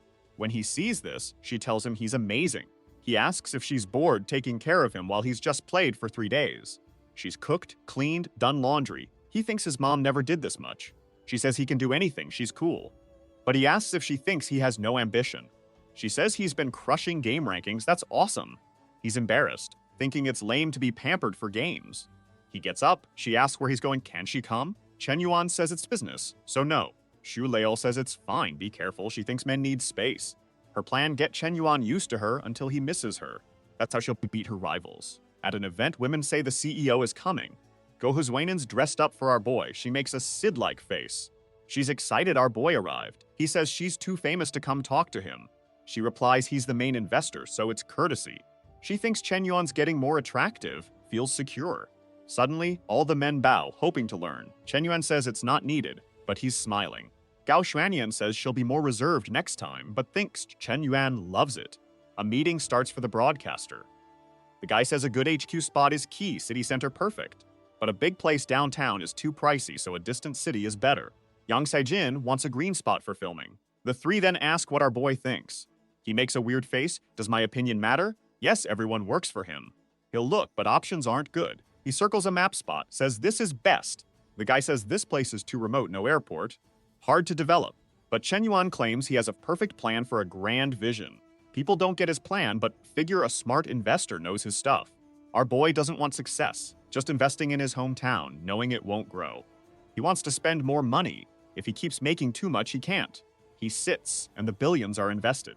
Leaving, people comment they thought they discussed 100 RIAs, not 100 billion. CDL was either a genius or just insane. He thinks they'll need way more money to develop that area, meaning more investment. Suddenly, Zhao Yuki calls. He thought she'd do something bold, but she just talks about a meeting to recruit. Seeing him outside, she asks if he forgot his duties. He says he'd never forget, just outside for signal. Now he needs a place for this meeting. She explains after the conference, investors noticed them, but it's tough. They had to decide the money split with streamers. The usual split is 50-50, but other platforms exploited guys with 30-70. She aimed for 60-40, but admin said they couldn't profit. Liang said they'd lose tons of money with 60-40. Our boy, with a horrible look, asks what kind of business loses money. Lian explains the cat's company already faces many issues, and this would make it worse. Staring at his phone, he says it's tough, but he loves losing money here. He says they must aim for platform integrity and can't exploit women. Everyone's confused by his words. Our Radiant boy says his dream is to create a platform that empowers Google streamers. They'll pay more to quickly capture the market. This would set a new industry standard. He declares this is his opinion, and he doesn't care who opposes it. Everyone at the meeting falls silent. Zhao Yuki gets a message. Our boy sent another check. 5 vils and thousand this time. She, all businesslike, said the money came too fast. Our boy's celebrating. Worse business means they'll need his money more. Someone asks why she's so surprised. She says it's nothing, just 5 mils and thousand from Mr. Yuan. Everyone's stunned by her casual tone. The mustachioed man thinks with such a smart girl, the company will grow easily. Lai Yang regrets not knowing he was so important. Her luck is that the boy isn't boring. Meanwhile, Kiki thinks he's making a super plan and is the city's visionary. The only odd thing is, the money went to her personal account, not the company's. She figures he did it to give her max control. She gets emotional, thinking how thoughtful he is. It's then he remembers he should have sent the money to the company. But she texts him, calling him husband and thanking him. He feels motivated, thinking it was a worthwhile mistake. Now that he's building an empire, it'll be easier to burn money. As their investments fail, they'll need him even more, and he'll gain more. The desired 100 favorability points are now in sight. She then tells everyone she got another 5,000 mils and thousand. This cash would fund Mr. Yuan's strategies. She also announced raises and bonuses for everyone. She asked if they were pumped to make this the best company. Everyone yelled back, saying they'd totally do it. Zhaoqi was confident in doing her best to bring Chen Yuan maximum profit. That night, our boy came home and Lil wasn't there. He sees a note on the table and reads it. She says she had to handle some family business, so he'll have to make his own dinner. Our boy thinks she's playing hard to get to make him misses her. He totally gets it's just an excuse to show she cares. She's pulled away, making him miss her. Our boy's bummed, even knowing her game. He still feels awful without her. He misses how peaceful life is with her. Suddenly, he wonders about his parents. He takes a train and bus back. Man, his parents live far. I thought he was an orphan. He arrives tired, realizing how far it was, or he's just used to an easy life. He can't flash cash, or his parents will think he's stealing. Just then, someone in a car calls Chen Yuan. He recognizes his school friend Zheng Biao. The always young guy asks what he's been up to. Our boy says nothing much, just studying. The guy tells him to hop in and broaden his horizons. Our boy remarks how amazing his Mercedes is. The guy smiles, saying to call him brother, and that he's making bank selling stuff online. Our boy says his success is crazy, and the guy says he always told his dad he was the best in town. On the way, they spotted a girl who caught their eye. Our boy was just observing. He quickly remembered her name was Wang Meng Meng. Wait, wasn't there another Meng Meng in this show? Zhang Bio comments that Wang's daughter is getting so pretty, even prettier than city girls. He stops the car for her. Shu immediately says Chen Yuan looks more handsome and taller. Our boy thinks this girl has grown up a lot. He calls it genetic mutation. Unlike city women, she's much more innocent. He gently pats her head, saying she's grown. She tells him she's not a kid anymore and finished school, so stop patting her head. Jingbyo gets out, saying she's charming and they should enjoy life. She just tells him he's too chubby for her. He's drooling, says he'll lose weight. She says he's too old. So, the bootlicking starts. She's a 9.5 in looks, which he didn't expect. She already has 30 favorability. The system says you can't counter someone who likes you so much. He's shocked she's a 9.5. He figures it's because she's never had surgery, she's natural. Her favorability is too high, he must deal. He tells his friend to respect the chubby guy, or she'll be a village girl forever. Quit school, take the offer. She instantly loses 10 favorability. The chubby guy smiles, saying Chen Yuan is good at talking. He thinks Chen Yuan studied for years but gets owned. She cries, saying he wasn't like this. Her favorability drops. The bootlicker relationship forms. She runs off, saying he changed. He apologizes, saying 9.5 is super hot. Back home, he calls his parents. He knocks for a bit, no answer, confused. Someone calls out, something to tell you. He's confused, asks Uncle Lou what's up. He's been gone a while, but stuff went down. He asks if they're tearing down his village. He's got weird ideas. His father left with Meng Meng's mom. His mom went home. His father always loved Meng Meng's mom. Everyone thought they were perfect. Her family rejected Chen Yuan's father. Meng looked nothing like her dad, so DNA tests were done. His father was Meng Meng's dad, so they ran. Chen Yuan asks if Meng Meng is his sister. Aunt says it's super likely. Chen Yuan freaks. Did the system link him to his sis? He slaps himself. This is sick. Woman says, chill, it's not your fault. Our boy, upset, walks off to fix things. Item thinks he's too moral, which will cause him trouble. Now our boy wants to keep Zhang Bao away from his sister. Meng Meng wonders why he's changed. She fears the city, scared of the same fate. Someone's kicking stuff, asking where they went. It's Meng Meng's father, saying today is a lousy day. She asks why he's drinking so much so early. He just says nothing, holding the bottle. He slaps her, saying he's not her father. As he goes to throw a Mike Tyson punch, someone tells him to stop. Chen Yun enters and the guy thinks it's his father. The boy sees the man's confused, so he knows he's super drunk. The man grabs a scythe, jumps at him, saying he'll kill him. From the ground, Meng Meng shouts for him to be careful, but the father goes full force, saying he'll send him back to hell. Ken Won stays calm because he's prepared. He grabs the guy's wrist and crushes it. In a second, the father is on the ground, stuck, but he keeps screaming, saying he better let go or he'll kill him. Chen Yuan tells the man he's too old to confuse him with his father. The man yells that if he's Chen Yuan, he's a disgrace like his dad. Chen Yuan feels unsure what to do since this guy won't calm down. He tells Meng Meng to go inside and find a rope. He also tells everyone to stop recording and posting this on social media. People comment he moved so calmly, like a movie actor. Ken Yuan apologized to Meng Meng's dad for his father, but the man was furious, asking how he could apologize after breaking in, tying him up. Chen Yuan told the man to drop the revenge and asked what could make up for his loss. The man smiled, saying he'd have to castrate himself to end his father's line. But Chen Yuan reminded him that wouldn't end the family line. The man looked away, realizing his daughter's kids would continue the father's name. Chen Yuan asked about paying him. The man said money wouldn't bring back his 10-year-old daughter, and doubted Chen Yuan even had $1 billion. Chen Yuan said he'd pay $1 billion if he could forget the hatred. The man told him to stop lying, as it was obvious someone like him didn't have that much.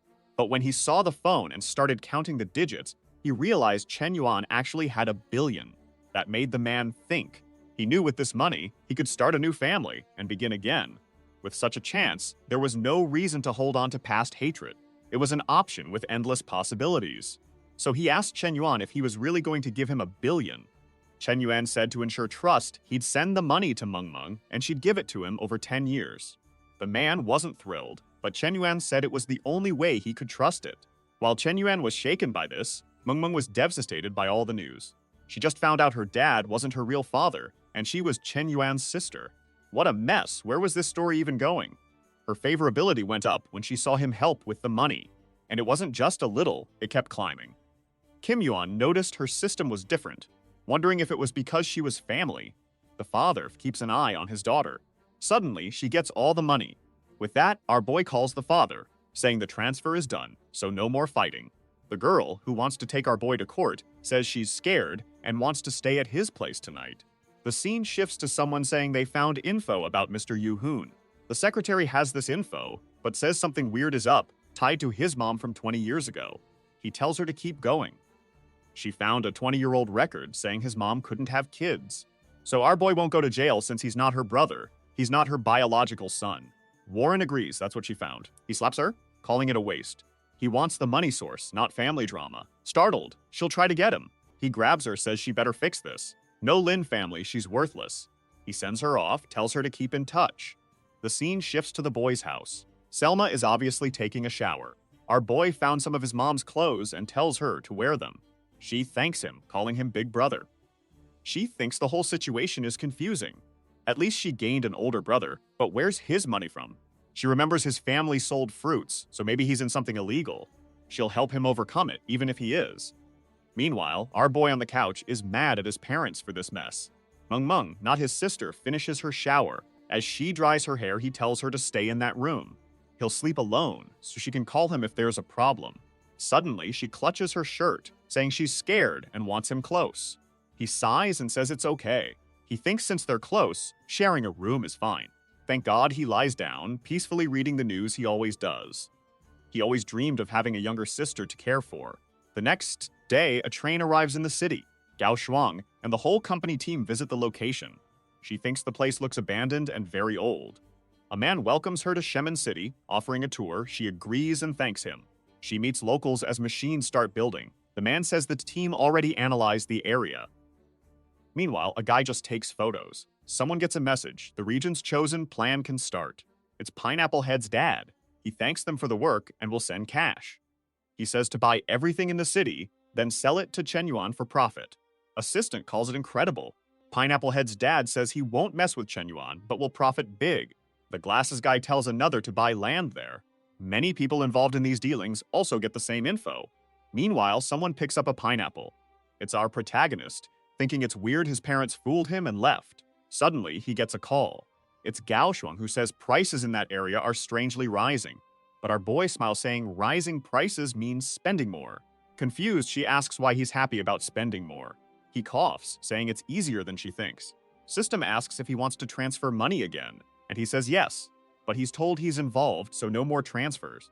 He realizes he's in trouble because she exposed him, and now he's profiting. He decides to transfer money to Gao Shuang. But the system says since the money benefits him, it's money laundering.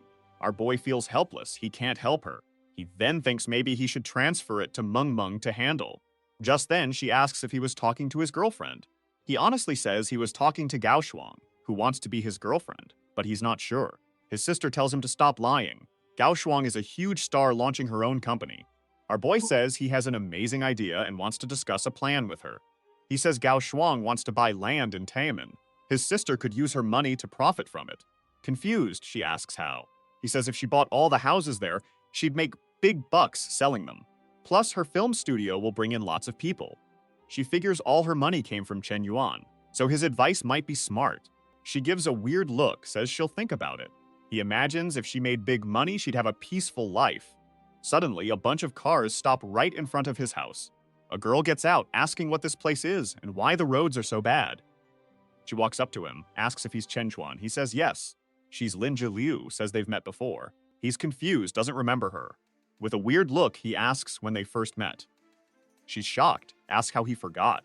She was at the car show Lin Chao's sister. He remembers her, the girl against his rival.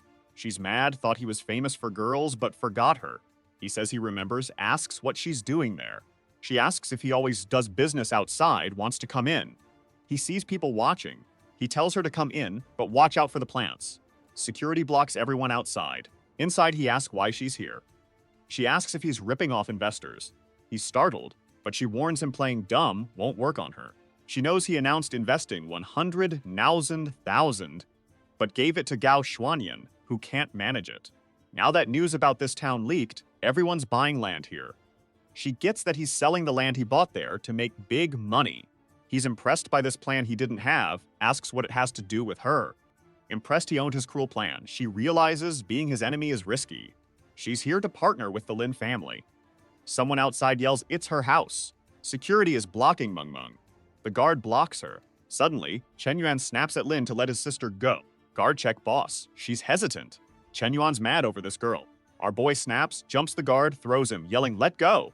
The guard crashes. Everyone's shocked he could fight. The girl's shocked. She thought he was just a rich boy. She recalls rich people are weak. Our boy tells Meng Meng everything's okay. But it's complicated. The girl says she's found her dream man. She's a perfect 9.0. Our boy instantly notices her impure thoughts. He asks how she dares be here, calling her unprofessional. But his sister's impressed a girl so young already runs her own business. Lin Jiuluo apologizes, saying her brother hired the guards. But Chen Yuan says no apologies. They'll never negotiate. Meng Meng tells him to stop being mean, then introduces herself to Lin Jiuluo. They chat, and our boy wonders why his sister's so friendly with the stranger. Later, the two chat. Lin Jiuluo seems to have spilled everything about Chen Yuan. His sister approaches, saying she gets why he's incredible. Favorability, 35. His sister dotes. Lin Jiuluo watches, jealous of their bond. Watching him peel beans, she thinks his ambitions are beyond normal. A perfect guy shouldn't exist. Her favorability rises, showing she's planning something. Later, someone says she can't stay, they don't know her. Chen Yuan tells Lin Jiuluo to leave, but she insists on staying, wanting to try country life, and says the house isn't full. He doesn't want to, but his sister insists she must stay. She grabs his shirt, gives him puppy eyes, asking him to let them stay. Our boy, feeling better, accepts it. He'll show her how tough rural life is, since she wants to try it.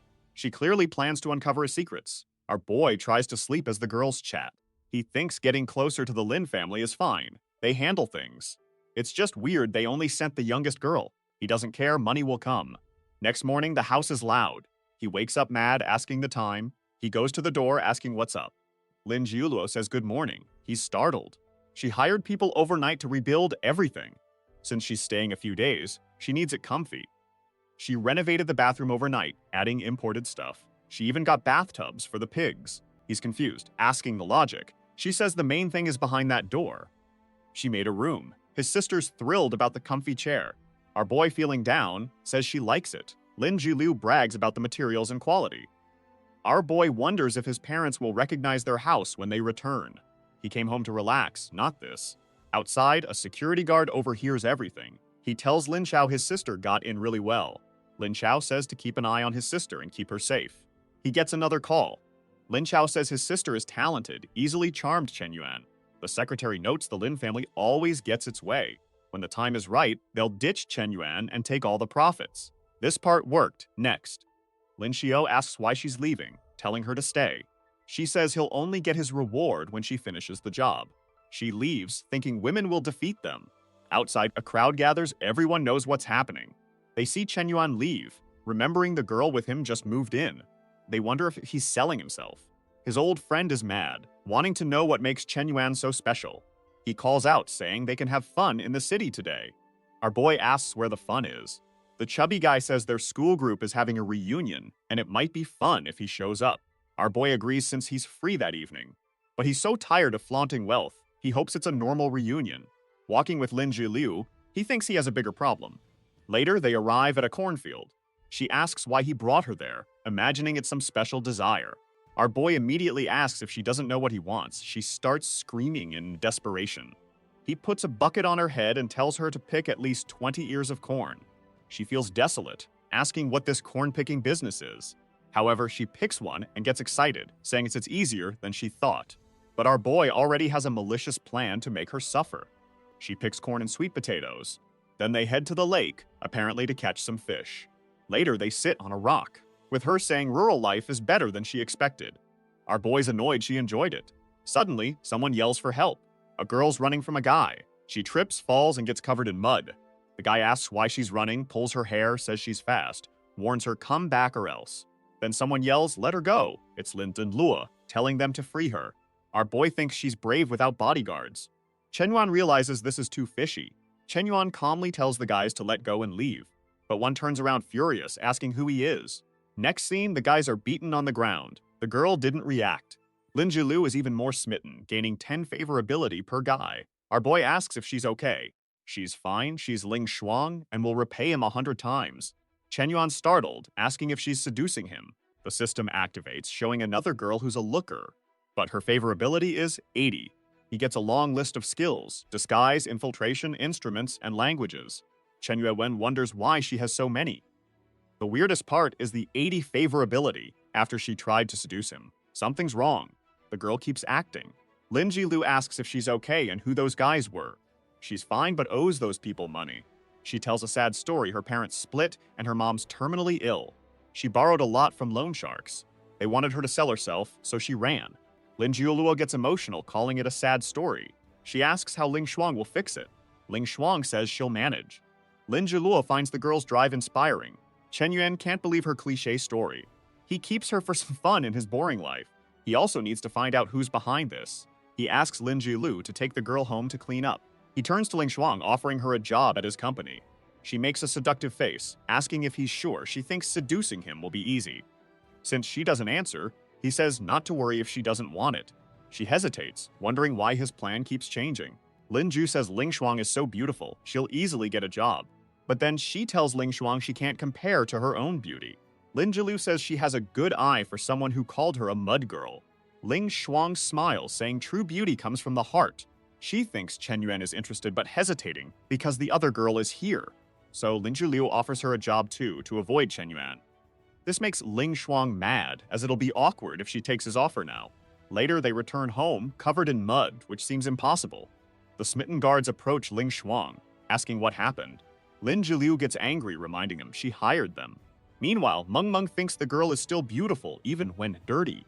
Seeing her look at Chen Yuan, Meng Meng knows she's another one who's fallen for him. However, Lin Jilu also likes him, so it's turning into a soap opera. Meng Meng approaches, asking if she's doing her homework. She ignores her, hugging him, and saying he quickly found 2 potential daughters-in-law. The embarrassed girls make excuses, saying it's not true. But Meng Meng just wants to make the house fun. Lin Jiluo brings a medical kit to help Ling Shuang. Ling Shuang says it's not needed, but Lin Jiluo insists she's a pro. Ling Shuang accepts, asking her to be careful. Lin Jiluo slaps on lots of stinging antiseptic. Ling Shuang says it's fine, didn't hurt much. Someone grabs her hand. Chen Yuan says she's clumsy, he'll take over. He cleans her wounds, apologizing for what Lin Jilu did. Blushing, Ling Shuang thanks him, saying he's so kind. But he loses 5 favorability points, now at minus 85. He looks up, wondering what this girl wants. The timid girl asks if he has a problem. Our boy thinks she's a great actress and says it's nothing. If not for the favorability, he'd totally believe she liked it. Only Xu Lei acts this well. She's a skilled opponent, so he needs to be careful. Meanwhile, Ling Shuang thinks our boy acts innocent, but she knows he's a beast.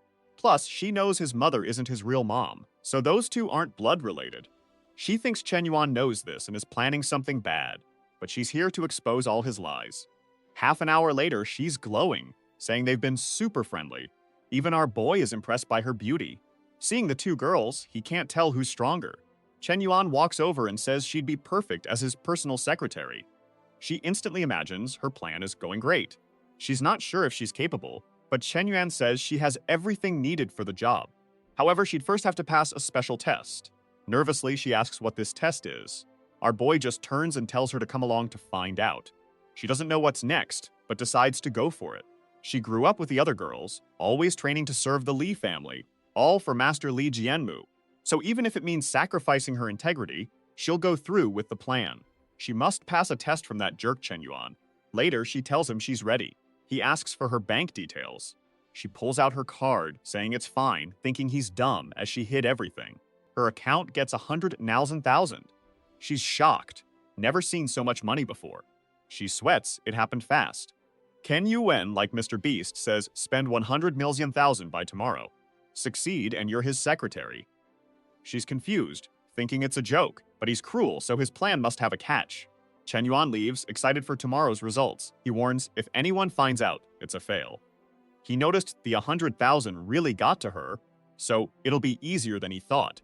He returns. His sister asks how the test went. He taps her head, says to stop being so nosy. He asks if she'll buy the homes. She'll talk to some guys. He's off to the city, the other girl watches. He hears talk about buying land, figures it's for the TV project. Everyone's buying north, but he's eyeing the south. She realizes this is his plan. People fight for houses he faked interest in, he'll grab the south and profit. She's excited he won't do as well as he thinks. His sister asks to go to the city. He asks what she wants there. Embarrassed, she wants to buy things. He knows Lin Jiuluo influences this. He says not to worry, they'll shop together. Suddenly, someone surprises them. It's Lin Jiuluo. If they're going out, she's coming and can bring the other girl. So everyone goes to the mall. Our boy tells Ling Shuang to get out and join them. She's confused, but he says the secretary is for carrying bags. He tells his sister to buy anything. She checks out dresses. He spots her and says that one's pretty. She picks up a handbag, he buys it in every color.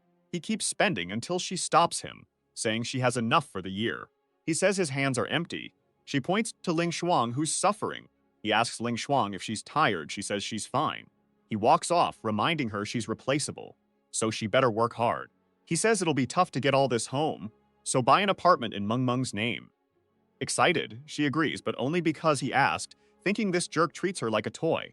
The scene shifts to a bar. A new Bentley pulls up. The guys realize the girls went shopping, but dressed like it was a cosplay event. The guys notice the person with the two girls looks familiar. Our boy calls out to his friends, saying they haven't changed. The guys are shocked, asking if it's really Chen Yuan. Someone nearby says he couldn't have bought that car. Chen Bao tells Chen Yuan to stop acting rich. Everyone knows he's broke. Our boy is tired. Every reunion is the same. He wouldn't be surprised if others showed up to show off. Then, a guy in a suit enters, saying they haven't seen each other in ages. Chuanjun remembers a shy kid from class and wonders if he changed. The girls all compliment him, saying he's changed a lot. The chubby guy sucks up to him, saying they misjudged him when he was younger. The guy is startled. He spots the two girls with Chen Yuan and asks for introductions. Chen Yuan introduces his sister, then Lin Jiuluo. He says he brought them and hopes no one minds. The guys say it's actually super thoughtful. With that, Chen Yuan leads the group. Meanwhile, the guy wonders which girl he'll pick. But Chen Yuan already noticed, telling him to keep dreaming. The group gathers at the table. The white-haired guy asks Chen Yuan his post-graduation plans. Eating, he says he has no idea. He thinks life's just chill with hot women and endless cash. Honestly, it's been kind of boring lately. He says he won't get a regular job and will probably travel.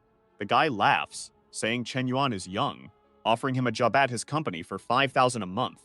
Lin Jiuluo immediately spits out her drink. She apologizes, saying she heard something funny, thinking that idiot's offer took guts. Chen Yuan smiles, thanks him for the offer, but says he's not interested. The guy says that's fine, no pressure. But actually, that job offer was a lie. He just wants Chen Yuan's sister. The group asks about his work, and he starts talking about architecture and working with his dad. Meanwhile, the chubby guy keeps sucking up, saying he's been doing lots of city innovation. While he shows off, our hero is just chilling. The guy thinks these country bumpkins are impressed just by his suit. Then he sees Lin Jiuluo laughing and thinks she's into him. Boldly, he asks if that smile was for him. She says no, she just remembered something super funny. She gives a weird smile, clearly having a plan. Kenyun watches, thinking how predictable these situations have become. Our boy wonders what she's planning. The guy comes over, asks for her number, saying she's adorable and they should get to know each other. She asked if he deserved that. Everyone thinks she's arrogant, like he's not even friend-worthy. He gets mad, calls her audacious. She says she doesn't care, making him angrier. Suddenly, the manager walks by. Everyone greets him. White-haired guy wonders who's so important the manager's here. The manager approaches Lin Jiuluo, apologizing for not being super cordial. She says it's fine, tells him to work. The guy's confused. Who is she? His friends notice the manager called her Lin. They freak out, realizing she's the Lin family's second daughter. Sister asks, and she reveals she's the richest man's daughter. Our boy thinks he's usually in this spot. White-haired guy's devastated. Did he say that to the richest man's daughter? Lin Jiuluo then hugs the protagonist, saying it's time to go home. The guy's left on the floor, wondering how Chen Yuan attracted someone like her. They ignore him completely and leave. Our boy comments they seem to enjoy ignoring that guy. They get a call from Ling Shuang asking where they are. Lin Jiuluo says they were at dinner, but are coming back soon. Poor Ling Shuang has been waiting with the clothes this whole time. She suspects Chen Yuan knows something, but her main mission is his task. The scene shifts to a giant mansion. A guy's enjoying a luxurious bath when he gets a call. He's told Chen Yuan gave Ling Xuan the task of spending all that money. He says to take it seriously, it must be a test. He says not to worry, he'll send people to help spend. He tells her she's doing well, and she blushes, thanking him. Meanwhile, our boy gets a call from Gao Shuang. He asks what's up. Gao Shuang complains she's swamped with problems, barely slept, and can't rest. She says prices in that area tripled fast, so the money isn't enough now. Our boy says tripling is crazy, they can just move the plan somewhere else. She asks if that's right. He says it's business, not charity, so they'll do what makes money. Next morning, the internet's buzzing. Everyone's talking about Gao Shuang changing the location. Many city investors are furious. People are even protesting, blocking roads. Prices dropped so hard some people broke. One guy even yells Gao Shuang will end badly. Our boy sees this, saying the bubble burst harder than he thought. His sister bursts in, saying, "Look!" Startled, he tells her not to barge in. She says they're family, no problem. She saw something incredible. He asks what? She says it's an amazing village wedding. Curious, Shen Yuan asks who's getting married. She points to cars outside, saying it must be a fancy wedding. In front of the luxury cars, there are lots of flowers.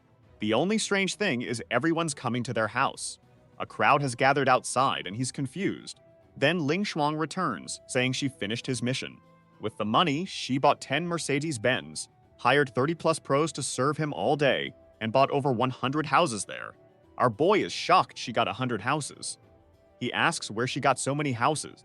She says Feitian Real Estate found 100, and once he signs, they're all his. He's impressed. Even as a spy, she's super efficient. He says they'll check the papers later and tells her to come upstairs to talk. Ling Shuang worries she's exposed, but her team is super efficient. Upstairs, he asks why she's there. She has no clue. He hands her the papers, refusing to sign. It'll all be hers. She says it's his money, she can't take it. Our boy steps closer, saying she deserves it because he likes her. Blushing, she asks if it's true. He moves closer, saying he'd give her $1 trillion because he likes her. She asks if he's joking, they just met. He asks if she'd think he'd give that much if it wasn't true. Embarrassed, she's speechless. But he pounds the wall, saying some people never get intimate, even after years. From now on, she's his personal secretary. He congratulates her on passing the test. She's totally confused. Then she gets another $1 billion. Totally bewildered, she asks what that's for. Our boy says her secretary mission is to spend it all in 1 week. Confused, she wonders what he's planning.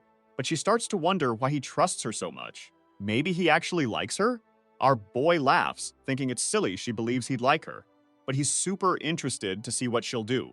She tells herself she can't be swayed, she's from the Lin family. No matter the money or Chen Xun's charm, she won't give up. She doesn't care about money. She has integrity. She tells Chen Yuan she's so kind, she'd give her life for him. Our boy just looks at her, but her favorability hasn't changed at all. He says she doesn't need to worry about repaying it and can spend it how she wants. She asks why he's leaving. At that moment, the favorability finally changes. And hey, like this video to help Mamoru make more juicy content for his viewers. Hit that cheeky little bell, and I'm out. She bought over 100 houses in that region. Our boy is shocked she bought 100 houses. He asks where she got them all. She says she found 100 via Feitian Real Estate. Once he signs, they're all his. He's impressed. She's efficient, even for a spy. He says they'll check papers later, asking her up to talk. Ling Shuang worries she's exposed, but she hired good people. Upstairs, he asks why she's there. She has no idea. He hands her the papers he won't sign, they'd be in her name. She says it's his money, she can't take it. He steps closer, says he likes her. Blushing, she asks if it's true. He moves closer, says he'd give her $1 trillion because he likes her. She asks if he's kidding. It's too soon, they just met. He asks if he'd give that much for nothing. Embarrassed, she's speechless. He pounds the wall, saying some never get intimate. She's now his personal secretary. Congrats on passing the test. She's confused, doesn't get what he wants. Then another $1 billion arrives. Bewildered, she asks what it's for. Her secretary mission, spend it all in a week. Confused, she wonders his plan and why he trusts her so much. Maybe he likes her? He laughs, it's silly she'd think he likes her. He's keen to see what she'll do. She tells herself she can't be swayed, she's a Lin. Even with ones and thousand, and Chen Yuan's charm, she won't give up. Money doesn't matter. She has integrity. She claims she's so kind she'd die for Chen Yuan. Our boy just looks. Favorability hasn't changed. He tells her not to worry about repaying it, just spend it. She asks why he's leaving without wanting more.